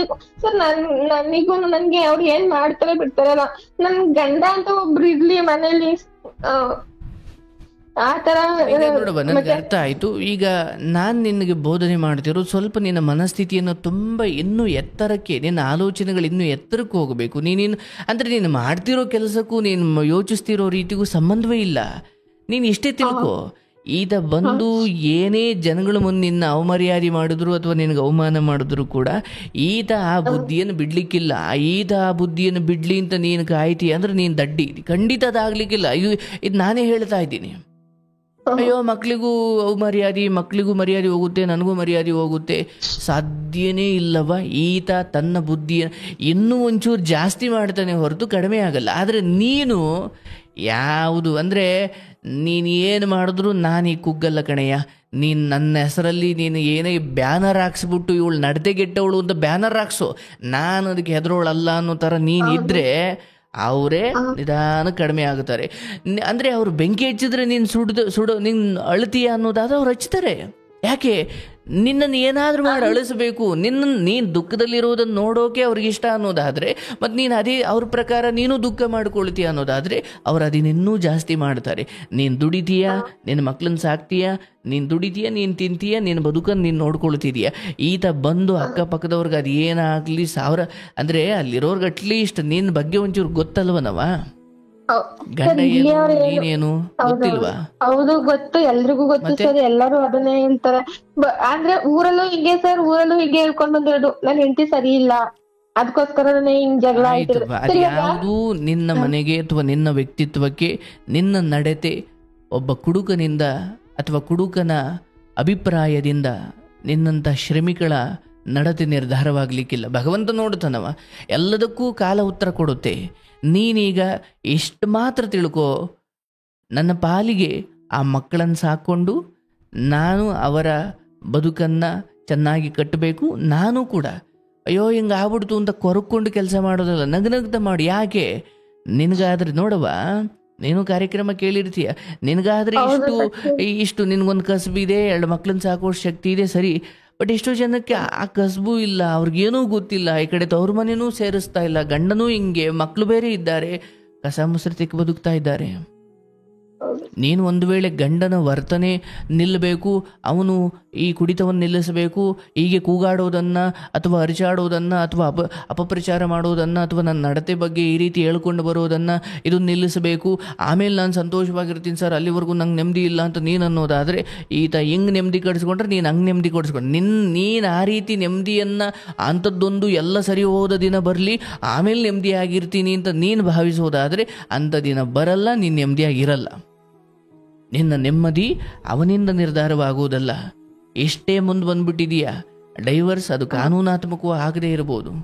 ನಿನ್ನ ಮನಸ್ಸಲ್ಲಿ ಯಾವುದಕ್ಕೆ ನಿನ್ನ ಯೋಚನೆ ಅನ್ನೋದು ಇದೆಯಲ್ಲವಾ, ಅದು ದೇವರ ಕೋಣೆ. ಅಲ್ಲಿ ಏನಿರಬೇಕು ಏನಿರಬಾರ್ದು, ಯಾರ ಬಗ್ಗೆ ಯೋಚಿಸಬೇಕು ಯಾರ ಬಗ್ಗೆ ಯೋಚಿಸಬಾರ್ದು, ದೇವ್ರ ಮನೆಯಲ್ಲಿ ತಂದು ನೀನು ದೆವ್ವದ ಫೋಟೋ ಇಟ್ಟರೆ ದೇವ್ರ ಮನೆ ಕೂಡ ಗಬ್ಬೆದ್ದು ಹೋಗುತ್ತೆ. ಹಾಗೆ ನಿನ್ನ ಈ ಪವಿತ್ರವಾದ ಆಲೋಚನೆಯನ್ನು ದೇವಸ್ಥಾನದಲ್ಲಿ ಇದ್ರ ಬಗ್ಗೆ ಯೋಚನೆ ಮಾಡ್ಕೊಂಡು, ನನಗೆ ಅರ್ಥವಾಗುತ್ತೆ ಅವನು ಬಂದು ಕೂಗಾಡಬೇಕಾದ್ರೆ ಅದನ್ನು ಮಾಡಬೇಕಾದ್ರೆ ನಾನು ಹೇಳಿದಷ್ಟು ಈಸಿ ಅಲ್ಲ, ಬಟ್ ಕಲ್ಲು ಮಾಡ್ಕೊ, ಯಾವುದೂ ಅಸಾಧ್ಯವಲ್ಲ. ಹಂಗೆ ನೋಡಿದ್ರೆ ನಿನ್ನ ಶಕ್ತಿ ಏನು, ನೀನು ಇಲ್ಲದೆ ಹೋದ್ರು ನಾನು ಬದುಕ್ತೀನಿ ಕಣೆಯ ಅಂತ ನೀನು ಅಲ್ಲಿ ಭಾಳ ಮುಂದೆ ಬಂದು ತೋರಿಸ್ಬಿಟ್ಟಿದೀಯಾ. ನೀನು ಎಷ್ಟು ಹೆಣ್ಮಕ್ಳಿಗೆ ಉದಾಹರಣೆ ಆಗಿದ್ದೀಯ ಇವತ್ತು. ಮಕ್ಕಳನ್ನ ಸಾಕು ನೋಡವಾ, ಹೆಚ್ಚು ಕಡಿಮೆ ನಿನ್ನ ತಾಯಿ ಅಥವಾ ನೀನೊಬ್ಳು ತಾಯಿಯಾಗಿ ನೀನೇನು ದುಃಖ ಪಡ್ತಿದ್ದೀಯೋ ಇದೇ ದುಃಖವನ್ನು ನನ್ನ ತಾಯಿನೂ ಪಟ್ಟಿದ್ರು. ಇವತ್ತು ಅವರು ಹೆಮ್ಮೆಯಿಂದ ಹೇಳ್ಕೊಂಡು ಓಡಾಡ್ತಾರೆ, ಅವತ್ತು ನಾನು ಸಾಯಲಿಲ್ಲ, ಅವತ್ತು ನನ್ನ ಮಕ್ಕಳಿಗೆ ನಾನು ಮೋಸ ಮಾಡಲಿಲ್ಲ, ಅವತ್ತು ಅವರು ನಿಮ್ಮಂಗೆ ಬಟ್ಟೆ ಹೊಲಿತಾ ಇದ್ರು, ಅವರು ನಿಮ್ಮಂಗೆ ಗಾರೆ ಕೆಲಸ ಮಾಡ್ತಿದ್ರು. ಅಂದರೆ ಗಂಡ ಹಿಂಗಾಗ್ಬಿಡ್ತಲ್ಲ ಅಂತ ಯೋಚನೆ ಮಾಡ್ಕೊಂಡು ಕೂತ್ಕೊಂಡು ಇರುವ ಕಂದಮ್ಮಗಳನ್ನು ಇರುವ ಮಕ್ಕಳ ವಿಚಾರದಲ್ಲಿ ಇಲ್ಲ, ಯಾವುದೋ ವಿಚಾರದಲ್ಲಿ ಗಂಡ ಅನ್ನೋ ವಿಚಾರದಲ್ಲಿ ನನಗೆ ದ್ರೋಹ ಮಾಡಿದ್ರು ಕೂಡ ಮಕ್ಕಳನ್ನು ಕೊಟ್ಟಿದ್ದಾನೆ ಅಂದ್ರೆ ಅದರ ಅರ್ಥ ಒಂದು ಕಿತ್ಕೊಂಡು ಇನ್ನೊಂದರಲ್ಲಿ ನನಗೆ ಸುಖ ಸಂತೋಷ ನೆಮ್ಮದಿಯನ್ನು ಕೊಡ್ತಾನೆ. ಸ್ವಲ್ಪ ಕಾಯಬೇಕು ನಾನು. ನೀನು ಕೂಡ ನಿನ್ನ ಮಕ್ಕಳು ನಿನ್ನ ಬದುಕಿಗೆ ವರವಾಗ್ತಾರೆ, ಅವರು ನಿನಗೆ ಎಲ್ಲ ರೀತಿಯ ನೆಮ್ಮದಿಯನ್ನು ಕೊಡ್ತಾರೆ. ಆದರೆ ಈ ಸಮಯದಲ್ಲಿ ಒಬ್ಬ ತಾಯಿಯಾಗಿ ಒಬ್ಬಳು ಹೆಣ್ಣಾಗಿ ಗಂಡನ ಈ ವರ್ತನೆ ಇದೆಯಲ್ಲ, ಒತ್ತಾರವಾಗಿ ಎಲ್ಲ ಹೋಗ್ಬಿಟ್ರು ಏನು ತೊಂದರೆ ಇಲ್ಲ ಅನ್ನೋಷ್ಟು ಇರುತ್ತೆ ಪಾಪ, ಹೌದಲ್ಲ? ಎಲ್ಲ ಹೋಗ್ಬಿಟ್ರೆ ಸಾಕು, ಬರೋದೇ ಬೇಡ ಅನ್ನೋ ಥರ ಇರುತ್ತೆ, ಅಷ್ಟು ರೋಸ್ ಹೋಗ್ಬಿಟ್ಟಿರ್ತೀರ ನೀವು. ಬಟ್ ಕಾಲವೇ ಉತ್ತರ ಕೊಡುತ್ತವ. ನೀನು ಅದ್ರ ಬಗ್ಗೆ ಹೆಚ್ಚು ತಲೆ ಕೆಡಿಸ್ಕೊಳ್ಬೇಡ. ಡೈವರ್ಸು ಅದು ಇದು ಅಂತ ಏನು ಹೆಚ್ಚು ಓಡಾಡಬೇಡ, ತೊಂದರೆ ಇಲ್ಲ. ಭಗವಂತನ ಅನುಗ್ರಹ ಇದ್ರೆ ಅವನು ಚೆನ್ನಾಗಿ ಆಗಲಿ. ಬಿಟ್ಬಿಟ್ಟಿದ್ದೀನಿ, ಅದಕ್ಕೆ ಏನು ಒಂದ್ ನೋಟಿಸ್ ಕಳ್ಸಿದ್ದು ಅಷ್ಟೇ, ಇನ್ನದಾದ್ಮೇಲೆ ನಾನು ಏನೋ ಅದ್ರ ಬಗ್ಗೆ ಮಾತಾಡಕ್ಕೆ ಹೋಗಿಲ್ಲ. ತೊಂದ್ರೆ ಇಲ್ಲ. ನಾನು ಹೇಳಿದ್ನಲ್ಲ, ನೀನ್ ಡೈವರ್ಸ್ ತಗೊಂಡು ಏನೇ ಬಿಡುಗಡೆ ಆದ್ರೂ ಕೂಡ ಆತ ಈಗ ಕುದುರೆಗೆ ನೀರು ಕುಡಿಲಿ ಅಂತ ನಾವು ನದಿ ಒಳಗಡೆ ಕರ್ಕೊಂಡು ಹೋಗ್ಬೋದು, ನಾವು ಬಾಯಿ ಒಳಗಡೆ ಉಯ್ಯಕ್ಕಾಗುತ್ತೆ, ಅದು ಕುಡಿಬೇಕು ಅಂತ ಆಸೆ ಇರ್ಬೇಕು, ಹೌದಲ್ಲ? ಹಂಗೆ ನಾನು ಎಂತಿಗೆ ತೊಂದರೆ ಕೊಡಬಾರ್ದು ಅಂತ ಅವನಿಗೆ ಬರೋವರೆಗೂ ನೀನು ಡೈವರ್ಸ್ ಅಲ್ಲ ಸುಪ್ರೀಂ ಕೋರ್ಟ್ಗೆ ಹೋದ್ರು ನಾನು ಬರ್ತೀನಿ, ಏನ್ ಮಾಡ್ತೀವಿ ಮಾಡ್ಕೊಂಡವ್ರನ್ನ ಏನ್ ಮಾಡ್ತೀಯ ನೀನು? ಅಂದ್ರೆ ನಾನು ಸರ್ ನನ್ಗೆ ಅಂದ್ರೆ ಸ್ವಲ್ಪ ಇವಾಗ ನಾನು ಇಷ್ಟು ಧರ್ಮವಾಗಿದ್ದೂನು ಇವಾಗ ಸುಮ್ನೆ ನನ್ ಬಗ್ಗೆ ಹಿಂಗೆ ಅಪಪ್ರಚಾರ ಮಾಡ್ಕೊಂಡು ಹಿಂಗ್ ಮಾತಾಡ್ಕೊಂಡ್ ಈ ತರ ಅದು ಸರ್ ಹೆಂಗ್ ಅನ್ಸುತ್ತೆ ಅಂದ್ರೆ ಈಗ ನಾನು ಏನು ಮಾಡ್ದಿರ ನಾನು ನೆಮ್ಮದಿಯಾಗಿ ನಿಯತ್ತಾಗಿದ್ರುನು ಈ ತರ ಆ, ಏನು ಒಂದು ಮಾತ್ಕೈ ಕೇಳೋದು ಬಾಯ್ ಎತ್ತಿದ್ರೆ ಅದೇ ಸರ್, ಅದ್ ಬಿಟ್ಟು ಬೇರೆ ಏನು ಮಾತೇ ಬರಲ್ಲ ಅವ್ರ ಬಾಯಲ್ಲಿ. ಅದಕ್ಕೆ ಮಾಡೇ ಬಿಡೋಣ ಅಂತೀಯಾ?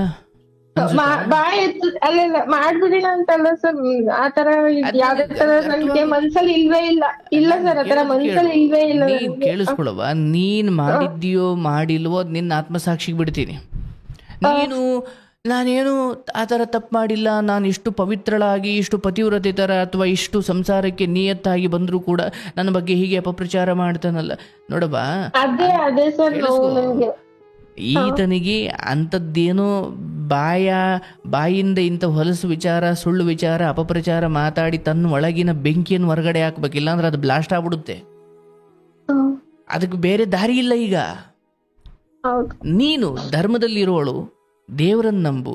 ಅಂಥದ್ದೇನೋ ಇದ್ರೆ ಅವನ ಗಂಡ ಅಂದ್ರು ಅಂದೇ ಹೋದ್ರು ನಾನೇ ಎಲ್ಲೋ ಒಂದು ಕಡೆ ಸಿಗಾಕೊಳ್ತೀನಿ. ಗಂಡ ಅಂದ್ಲೇಬೇಕು ಅಂತ ಏನಿಲ್ಲ, ಅರ್ಥ ಆಯ್ತಲ್ಲಪ್ಪ? ಹಾಗಾಗಿ ಭಗವಂತ, ನಾನು ನಂಬಿರೋದು ನಿನ್ನನ್ನಪ್ಪ, ನಿನ್ನ ನಂಬಿ ನನ್ನ ಕೆಲಸ ಮಾಡ್ಕೊಂಡು ಹೋಗ್ತಿದ್ದೀನಿ, ನನ್ನ ಮಕ್ಕಳು ನೋಡ್ಕೊಳ್ತಿದ್ದಿ. ಸತ್ಯ ಏನಂದ್ರೆ ಮಕ್ಕಳು ನಮ್ಮವರಲ್ಲ, ಗಂಡು ನಮ್ಮವರಲ್ಲ, ಯಾರೂ ನಮ್ಮವರಲ್ಲ. ಆದರೆ ನಮ್ಮ ಕಾರಣಕ್ಕೆ ಬಂದಿದ್ದಾರೆ ಅಂತ ನಮ್ಮ ಕರ್ತವ್ಯ ನಾವು ಮಾಡಲೇಬೇಕು. ಆದರೆ ಎಲ್ಲವನ್ನ ಭಗವತ್ ಸಮರ್ಪಣೆ, ಅದನ್ನೇ ಭಗವದ್ಗೀತೆಯಲ್ಲೂ ಹೇಳ್ತಾರೆ. ನೀನೇನಾದರೂ ಮಾಡಯ್ಯ ಮನುಷ್ಯನೇ, ನೀನೇನಾದರೂ ಮಾಡು, ಹೆಂಡ್ತಿನ ನೋಡ್ಕೊ, ಮಕ್ಕಳನ್ನ ನೋಡ್ಕೊ, ಯಾರನ್ನ ನೋಡ್ಕೊ, ಸಾಧನೆ ಮಾಡು, ಏನೇ ಮಾಡು, ಇದು ನಂದಲ್ಲಪ್ಪ ಕೃಷ್ಣ, ಭಗವಂತ, ಇದು ನಿಂದಯ್ಯ. ಯಾಕಂದರೆ ಮಗುನ ಶಾಲೆಗೆ ಬಿಟ್ಟು ವಾಪಸ್ ಬರಬೇಕಾದ್ರೆ ನೀನು ಯಮಲೋಕಕ್ಕೆ ಹೋಗ್ಬೋದು. ಅಯ್ಯೋ ನಾನು ಇನ್ನೂ ಮಗುನ ಬಿಟ್ಟು ಮನೆಗೆ ಹೋಗಿರಲಿಲ್ಲ, ಮಗು ಇನ್ನೂ ಅಲ್ಲೇ ಇದೆ, ಮಗುನ ಯಾರು ನೋಡ್ಕೊಳ್ತಾರೆ, ಯಮಧರ್ಮ ನಾನು ಬರಲ್ಲ ಕಣಪ್ಪ ಅಂದರೆ ಅವ್ನು ಕೇಳಲ್ಲ. ಹಂಗೆ ಯಾರು ಮಧ್ಯದಲ್ಲಿ ಬಿಟ್ಟು ಬಾ ಅಂದಾಗ ನೀನು ಹೋಗ್ತಾ ಇರಬೇಕು. ಇಷ್ಟು ಇವತ್ತು ನೋಡುವ, ನಾನು ಬೆಳಿಗ್ಗೆ ನ್ಯೂಸಲ್ಲಿ ನೋಡ್ತಾ ಇದ್ದೆ, ಯಾರೋ ಫೋನ್ ಮಾಡಿ ಹೇಳ್ತಿದ್ರು, ಗುರುಗಳೇ ಅಂದರೆ 10ನೇ ಕ್ಲಾಸ್ ವಿದ್ಯಾರ್ಥಿಗೆ ಮನೆಯಲ್ಲರ ಏನೋ ರಾತ್ರಿ ಅದೇನೋ ಬಂತಂತೆ, ಆಸ್ಪತ್ರೆ ಸೇರಿಸಿದ್ದಾರೆ, ಹಾರ್ಟ್ ಅಟ್ಯಾಕ್. 10ನೇ ಕ್ಲಾಸ್ ಹುಡುಗನಿಗೆ. ಅಂದರೆ ಹಾರ್ಟ್ ಅಟ್ಯಾಕ್ ಅನ್ನೋದು ಬಹಳ ಹಿಂದೆ 40, 50, 60ನೇ ವಯಸ್ಸವ್ರಿಗೆ ಸಾಮಾನ್ಯ ಆಗಿತ್ತು. ಈಗ 16 ಒಂದು 7ನೇ ಕ್ಲಾಸ್ ಮಗುಗೂ ಬರೋ ಕಾಲ ಆಗ್ಬಿಟ್ಟಿದೆಯಲ್ಲವ. ಇಷ್ಟು ಸೂಕ್ಷ್ಮ ಪರಿಸರಕ್ಕೆ, ಸೂಕ್ಷ್ಮ ಕಾಲಕ್ಕೆ ಬಂದು ನಿಂತಿರಬೇಕಾದ್ರೆ ಯಾವುದ್ರ ಜೊತೆ ನಾವು 20-30 ವರ್ಷ ಇಂಥದ್ರ ಜೊತೆ ಒಡೆದಾಡ್ಕೊಂಡು ಯಾಕೆ ಪವಿತ್ರವಾದ ಸಮಯವನ್ನು ನಾವು ವ್ಯರ್ಥ ಮಾಡ್ಕೊಳ್ಬೇಕು? ಆಯಿತು, ನೀನೇನಾದರೂ ಅಂದ್ಕೊಳ್ಳಪ್ಪ, ನಿನ್ನಿಷ್ಟ ಬಂದಂಗೆ ನೀನು ಮಾಡ್ಕೊಳ್ಳಯ್ಯ, ನನ್ನಿಷ್ಟ ಬಂದಂಗೆ ನಾನು ಇರ್ತೀನಿ ಅಂದಂಗೆ ನೀನು ಧರ್ಮದಲ್ಲಿರು. ಮಕ್ಳನ್ನ ಕೈ ಬಿಡಬೇಡ, ಆ ಮಕ್ಕಳೇ ನಿನಗೆ ಆಶ್ರಯ ಆಗ್ತಾರೆ. ಇವತ್ತು ನನ್ನ ತಾಯಿ ಹೆಸರನ್ನು ನಾನು ಅಲ್ಲಲ್ಲಲ್ಲಲ್ಲಿ ಎಲ್ಲೆಲ್ಲಿ ಅವಕಾಶ ಸಿಗುತ್ತೋ ಭಗವಂತನ ಹೆಸರು ಹೇಳದಷ್ಟೇ ನನ್ನ ತಾಯಿ, ಅಜ್ಜಿ, ನನ್ನ ತಾತ ಇವರ ಹೆಸರೆಲ್ಲ ಯಾಕೆ ಹೇಳ್ತೀನಿ ಅಂದರೆ ಅದು ನಮಗೆ ಅದೊಂದು ಭಾಗ್ಯ, ಅಥವಾ ಅದನ್ನು ಹೇಳ್ಕೊಳ್ಳಿಕ್ಕೆ ನಮಗೊಂದು ಸಂತೋಷ, ಅಥವಾ ನಮಗಂಥದ್ದೊಂದು ಸಂಸ್ಕಾರದ ಬದುಕನ್ನು ಕೊಟ್ಟರು ಅಂತ. ಹಂಗೆ ನಿನ್ನ ಮಕ್ಕಳು ನಿನ್ನ ಬಗ್ಗೆ ಹೇಳಬೇಕಂದ್ರೆ ಈ ಸಮಯದಲ್ಲಿ ಇವನ ಈ ರಭಸವಾದ ಬಾಣದಂತಹ ಹೊಲಸು ಮಾತುಗಳನ್ನು ನೀನು ಸಹನೆ ಮಾಡಿದಾಗ ನಾಳೆ ಮಕ್ಕಳು ಹೇಳ್ತಾರೆ, ನೀನು ಸಹನೆ ಮಾಡದೆ ಏನೋ ಮಾಡಿಕೊಂಡೆ ಅಥವಾ ಏನೋ ತಪ್ಪುದಾರಿಗೆ ಹೋದೆ ಅಂದಾಗ ನಾಳೆ ಮಕ್ಕಳು ಕೂಡ ಅವ್ರ ದೃಷ್ಟಿಯಲ್ಲೂ ನೀನು ಒಳ್ಳೆಯವಳಲ್ಲ, ಗಂಡನ ದೃಷ್ಟಿಯಲ್ಲೂ ಒಳ್ಳೆಯವಳಲ್ಲ, ಊರಿನವ್ರ ದೃಷ್ಟಿಯಲ್ಲೂ ಒಳ್ಳೆಯವಳಲ್ಲ, ಓಲಿ ನಾಳೆ ಮಕ್ಕಳ ದೃಷ್ಟಿಯಲ್ಲೂ ಒಳ್ಳೆಯವಳಲ್ಲ. ಇವ್ರು ಯಾರ ದೃಷ್ಟಿಯಲ್ಲೂ ಒಳ್ಳೆಯವಳಾಗದೇ ಇದ್ರು ಮಕ್ಕಳ ದೃಷ್ಟಿಯಲ್ಲಿ, ದೇವರ ದೃಷ್ಟಿಯಲ್ಲಿ. ಕಸಬಿದೆಯವ ಮಾಡು, ಅಷ್ಟು ದೊಡ್ಡ ಸಾಲ ತೀರಿಸುವಷ್ಟೇ ಶಕ್ತಿ ಇರೋ ನೀನು ಅಸಾಮಾನ್ಯಳು, ನೀನು ಸಾಮಾನ್ಯಳಲ್ಲವ, ನಿನ್ನಲ್ಲಿ ಶಕ್ತಿ ಇದೆ. ಇವನ್ನೆಲ್ಲ ಬಿಟ್ಟುಬಿಡು. ನಿನ್ನ ಯೋಚನೆ ಎಂಬ ದೇವಸ್ಥಾನ ಅಥವಾ ನಿನ್ನ ಆಲೋಚನೆ ಮಾಡುವ ಆ ಮೆದುಳು ಅದೊಂದು ದೇವಸ್ಥಾನ, ಅಲ್ಲಿ ಶುದ್ಧವಾದದ್ದನ್ನೇ ಕೊಡು. ಅದನ್ನ ನಾವು ಸಂಕಲ್ಪ ಅಂತೀವಿ. ಇಲ್ಲ, ಈತ ಏನೇ ತಿಪ್ಪುರ್ಲಾಗಿ ಹಾಕಿ ನನ್ನ ಮುಂದೆ ಬಂದು ಕೈ ತೋರಿಸ್ಕೊಂಡು ಬೈತಾ ಇದ್ರು ಕೂಡ ನಾನು ಆ ಕಡೆ ಗಮನ ಕೊಡ್ದಂಗೆ ನನ್ನ ಕೆಲಸ, ನಾನು ಸಾವು ಬರುತ್ತಾ ಬರಲಿ ತೊಂದರೆ ಇಲ್ಲ, ಇವತ್ತಿದ್ದವು ನಾಳೆ ಇರಲ್ಲ, ಅಥವಾ ಯಾವತ್ತೋ ಒಂದು ದಿವಸ ಹೋಗಲೇಬೇಕು. ಆದರೆ ಇವನ ಬಗ್ಗೆ ಕೊರಗಿ ಯೋಚನೆ ಮಾಡಿ ಸಾಯೋದಕ್ಕಿಂತ ನನ್ನ ಮಕ್ಕಳ ಬಗ್ಗೆ, ದೇವರ ಬಗ್ಗೆ, ನನ್ನ ಕೆಲಸದ ಬಗ್ಗೆ ಯೋಚನೆ ಮಾಡ್ತಾ ಬದುಕನ್ನು ನಿಲ್ಲಿಸೋಣ. ಯಾಕಂದರೆ ಅಲ್ಲಿರೋರಿಗೆಲ್ಲ ನನ್ನ ಗಂಡ ಹೇಳ್ತಿರೋದು ಸುಳ್ಳು ಅಂತ ನೀನೇನು ಹೇಳ್ಕೊಂಡು ಬರಬೇಕಿಲ್ಲ. ಅವ್ರಿಗೆಲ್ಲ ಗೊತ್ತು ಯಾವ್ದು ಸರಿ ಯಾವ್ದು ತಪ್ಪು, ಯಾರು ಸರಿ ಯಾರು ತಪ್ಪು ಅಂತ ಗೊತ್ತು ಅವ್ರಿಗೆ, ಅಲ್ವಾ? ಅಂದಮೇಲೆ ನಿನ್ನ ಗಂಡನ ಬಗ್ಗೆ ಅಷ್ಟು ತಲೆ ಕೆಡಿಸ್ಕೊಳ್ಬೇಡವ, ಧೈರ್ಯವಾಗಿರು. ನಿನ್ನ ಮಕ್ಕಳ ಕುರಿತು ನೀನು ತೆಗೆದುಕೊಂಡಿರೋ ನಿರ್ಧಾರ, ಅಯ್ಯೋ ಈಗ ಗಂಡ ಅಥವಾ ನಾನಿದ್ದ ಸಮಯದಲ್ಲೇ ಮಕ್ಕಳು ಪಾಡು ಹಿಂಗೆ, ನಾನು ಒಂದು ವೇಳೆ ಹೋಗ್ಬಿಟ್ರೆ ಅವಕ್ಕೇನು ಗತಿ, ಇಲ್ಲ, 2 ಮಕ್ಕಳನ್ನು ಸಾಕದೇ ಇರುವಷ್ಟು ದುರ್ಭಾಗ್ಯವನ್ನು ಭಗವಂತ ನನಗೆ ಕೊಟ್ಟಿಲ್ಲ. ನಾನು ಎಲ್ಲ ಮಾಡ್ಕೊಂಡು ಹೋಗ್ತೀನಿ. ನಾಳೆ ದಿನ ಯಾವುದೋ ಒಂದು ಕಾರ್ಯಕ್ರಮದಲ್ಲಿ ನಾನು ಹೇಳ್ತೀನಿ, ನನ್ನ ಗಂಡ ಹಾಗೆ ನನಗೆ ಅನ್ಯಾಯ ಮಾಡಿದಾಗ ಅಥವಾ ಕೈ ಬಿಟ್ಟು ಹೋದಾಗ, ಮಕ್ಕಳನ್ನು ಹುಟ್ಟಿಸ್ಬಿಟ್ಟು ಎಲ್ಲೋ ಹೋದಾಗ ಅಥವಾ ಬೇಜವಾಬ್ದಾರಿಯಿಂದ ದೂರವಾದಾಗ ನಾನೊಬ್ಳು ತಾಯಿಯಾಗಿ ಪರಪುರುಷನ ಸಹವಾಸ ಮಾಡಲಿಲ್ಲ, ಅಥವಾ ನನ್ನ ಮಕ್ಕಳು ಮುಂದೆ ಬೆಳೆದು ದೊಡ್ಡವರಾದ ಕಾಲದಲ್ಲಿ ಯಾರೋ ಬಂದು ನೀವು ಚಿಕ್ಕವರಿದ್ದಾಗ ನಿಮ್ಮ ಅಪ್ಪ ಬಿಟ್ಟು ಹೋಗ್ಬಿಟ್ಟ, ನಿಮ್ಮವ್ವ ಇನ್ಯಾವನ ಜೊತೆ ಹೋಗಿದ್ಲು ಅಂತ ಹೇಳುವಷ್ಟು ಅನ್ಯಾಯ ನಾನು ಮಾಡಿಕೊಂಡಿಲ್ಲ. ನನ್ನ ಜೀವನದಲ್ಲಿ ಅನೇಕ ತ್ಯಾಗಗಳನ್ನು ಮಾಡಿ ಆ ತ್ಯಾಗವನ್ನು ಅಳ್ತಾ ಏನು ಮಾಡಿಲ್ಲ, ತುಂಬ ಸಂತೋಷವಾಗಿ ಮಾಡಿದ್ದೀನಿ. ತ್ಯಾಗ ಮಾಡ್ತಾರೆ, ಕೆಲವೊಬ್ರು ಅಳ್ಕೊಂಡು ತ್ಯಾಗ ಮಾಡ್ತಾರೆ. ತ್ಯಾಗ ಮಾಡಿದ್ರಿಂದ ಪುಣ್ಯ ಬರಲ್ಲ. ತ್ಯಾಗದ ಹಿಂದೆ ಭಾಳ ಅಂದರೆ ಒಬ್ಬ ಸೈನಿಕ ಭಯ ಅಯ್ಯೋ ನಾನು ಎಲ್ಲಿ ಸತ್ಬಿಡ್ತೀನೋ ಅಂದುಕೊಂಡು ಯಾರೋ ಗುಂಡೇಟಿಗೆ ಬಲಿಯಾಗ್ಬಿಟ್ರೆ ಅದನ್ನು ಸಾವು ಕೂಡ ಅಷ್ಟೇನು ಶ್ರೇಷ್ಠವಾಗಲಿಕ್ಕಿಲ್ಲ. ನನ್ನ ದೇಶ ಶ್ರೇಷ್ಠ, ನನ್ನ ದೇಶ ಮುಖ್ಯ, ನನ್ನ ಜನ ಮುಖ್ಯ ಅಂದುಕೊಂಡು ಆ ಶತ್ರುಗಳ ಗುಂಡಿಗೆ ಎದೆಯೊಡ್ಡಿ ನಿಂತು ಸಾವಿನ ಸಮಯದಲ್ಲೂ ತನ್ನ ಸಾವನ್ನು ಬಹಳ ಎತ್ತರದ ಒಂದು ಘನವಾದ ದೇಶದ ಸೇವೆಗೋಸ್ಕರ ನಾನು ಪ್ರಾಣ ಕೊಡ್ತಿದ್ದೀನಿ ಅನ್ನುವ ಆ ಉದಾತ್ತ ಭಾವನೆಯಲ್ಲಿ ಸಾಯ್ತಾನಲ್ಲ, ಆ ಸಾವು ಅಂದರೆ ಸಾಮಾನ್ಯವಾಗಿ ಸತ್ತವರನ್ನು ಸತ್ತರಂತೆ ಅಂತೀವಿ, ಆದರೆ ಸೈನಿಕರನ್ನು ಹುತಾತ್ಮರಾದರು ಅಂತೀವಿ. ಸುಮ್ಮನೆ ಕಬ್ಬಣ ತುಕ್ಕಿಡ್ದು ಸಾಯೋದಕ್ಕಿಂತ ಬಳಕೆಯಾಗಿ ಸೌದು ಹೋಗೋದು ಒಳ್ಳೇದಲ್ಲ. ಹಂಗೆ ಯೋಚನೆ ಮಾಡಿ ಸಾಯೋದಕ್ಕಿಂತ ನಿನ್ನ ಮಕ್ಕಳಿಗೆ ನಿನ್ನ ಬದುಕನ್ನು ಅದ್ಭುತವಾಗಿ ಕಟ್ಟಿಕೊಳ್ಳೋ ಕಡೆ ಗಮನ ಕೊಡು. ನೀನು ಖಂಡಿತ 4 ಜನ ಹೆಣ್ಣು ಮಕ್ಕಳಿಗೆ ಅಥವಾ ತುಂಬ ಜನಕ್ಕೆ ನೀನು ಉದಾಹರಣೆಯಾಗಿದ್ದೀಯವ. ಭಾಳ ಸಂತೋಷವಾಯಿತು. ಇದೇ ಕೆಲಸವನ್ನು ಮುಂದುವರಿಸು. ನಿನಗೆ ಇದೇ ಕಾಯಕದಲ್ಲಿ ತುಂಬ ದೊಡ್ಡ ಶ್ರೇಯಸ್ಸಿದೆ. ಇವತ್ತಿನ ಕಷ್ಟದ ಸಮಯವನ್ನು ಹಲ್ಲು ಕಚ್ಚಿಕೊಂಡು ಹೆಂಗೋ ಮುಂದುವರಿ. ಭಗವಂತ ಇದ್ದಾನೆ, ನಿನ್ನಲ್ಲಿ ಧರ್ಮ ಇದೆ. ನಿನ್ನ ಧರ್ಮ ಬುದ್ಧಿ ಅಥವಾ ನಿನ್ನ ಧರ್ಮದ ಶುದ್ಧ ಪವಿತ್ರವಾದ ನಡತೆ ಅಥವಾ ಪತಿವ್ರತೆ ಅಂತ ನಡತೆಯೇ ನಿನ್ನ ಆಯುಧ. ಬೇರೆ ಯಾವುದೂ ನಿನಗೆ ಬೇಡ, ಯಾರ ರಕ್ಷಣೆಯೂ ಬೇಡ. ಆ ಧರ್ಮವೇ ನಿನ್ನನ್ನು ಕಾಯುತ್ತೆ. ನಂಬಿಕೆ ಇಡು, ಮುಂದುವರಿ, ಆರೋಗ್ಯ ಚೆನ್ನಾಗಿ ಕಾಪಾಡ್ಕೋ. ಇವನು ಕುಡಿತಾ ಬಿಡಲಿ, ಇವನು ನಮ್ಮನ್ನು ಬಿಡಲಿ, ಅಥವಾ ಇವನು ನಮಗೆ ಗೌರವ ಕೊಡಲಿ, ಅಥವಾ ನಮ್ಮ ಬಗ್ಗೆ ಮಾತಾಡೋದನ್ನು ನಿಲ್ಲಿಸಲಿ, ನೀನು ಇದು ಯಾವುದನ್ನು ನಿರೀಕ್ಷೆ ಮಾಡಬೇಡ. ಇನ್ನೂ ಆತ ಜಾಸ್ತಿ ಮಾಡಲಿ, ನಿನಗೆ ಅದ್ರ ಬಗ್ಗೆ ಡೋಂಟ್ ವರಿ. ಆಯ್ತಲ್ಲ? ಅಷ್ಟು ಮಾಡಿಕೊಂಡು ಹೋಗುವ. ನಿನಗೆ ಒಳ್ಳೇದಾಗಲಿ ತಾಯಿ, ಶುಭವಾಗಲಿ.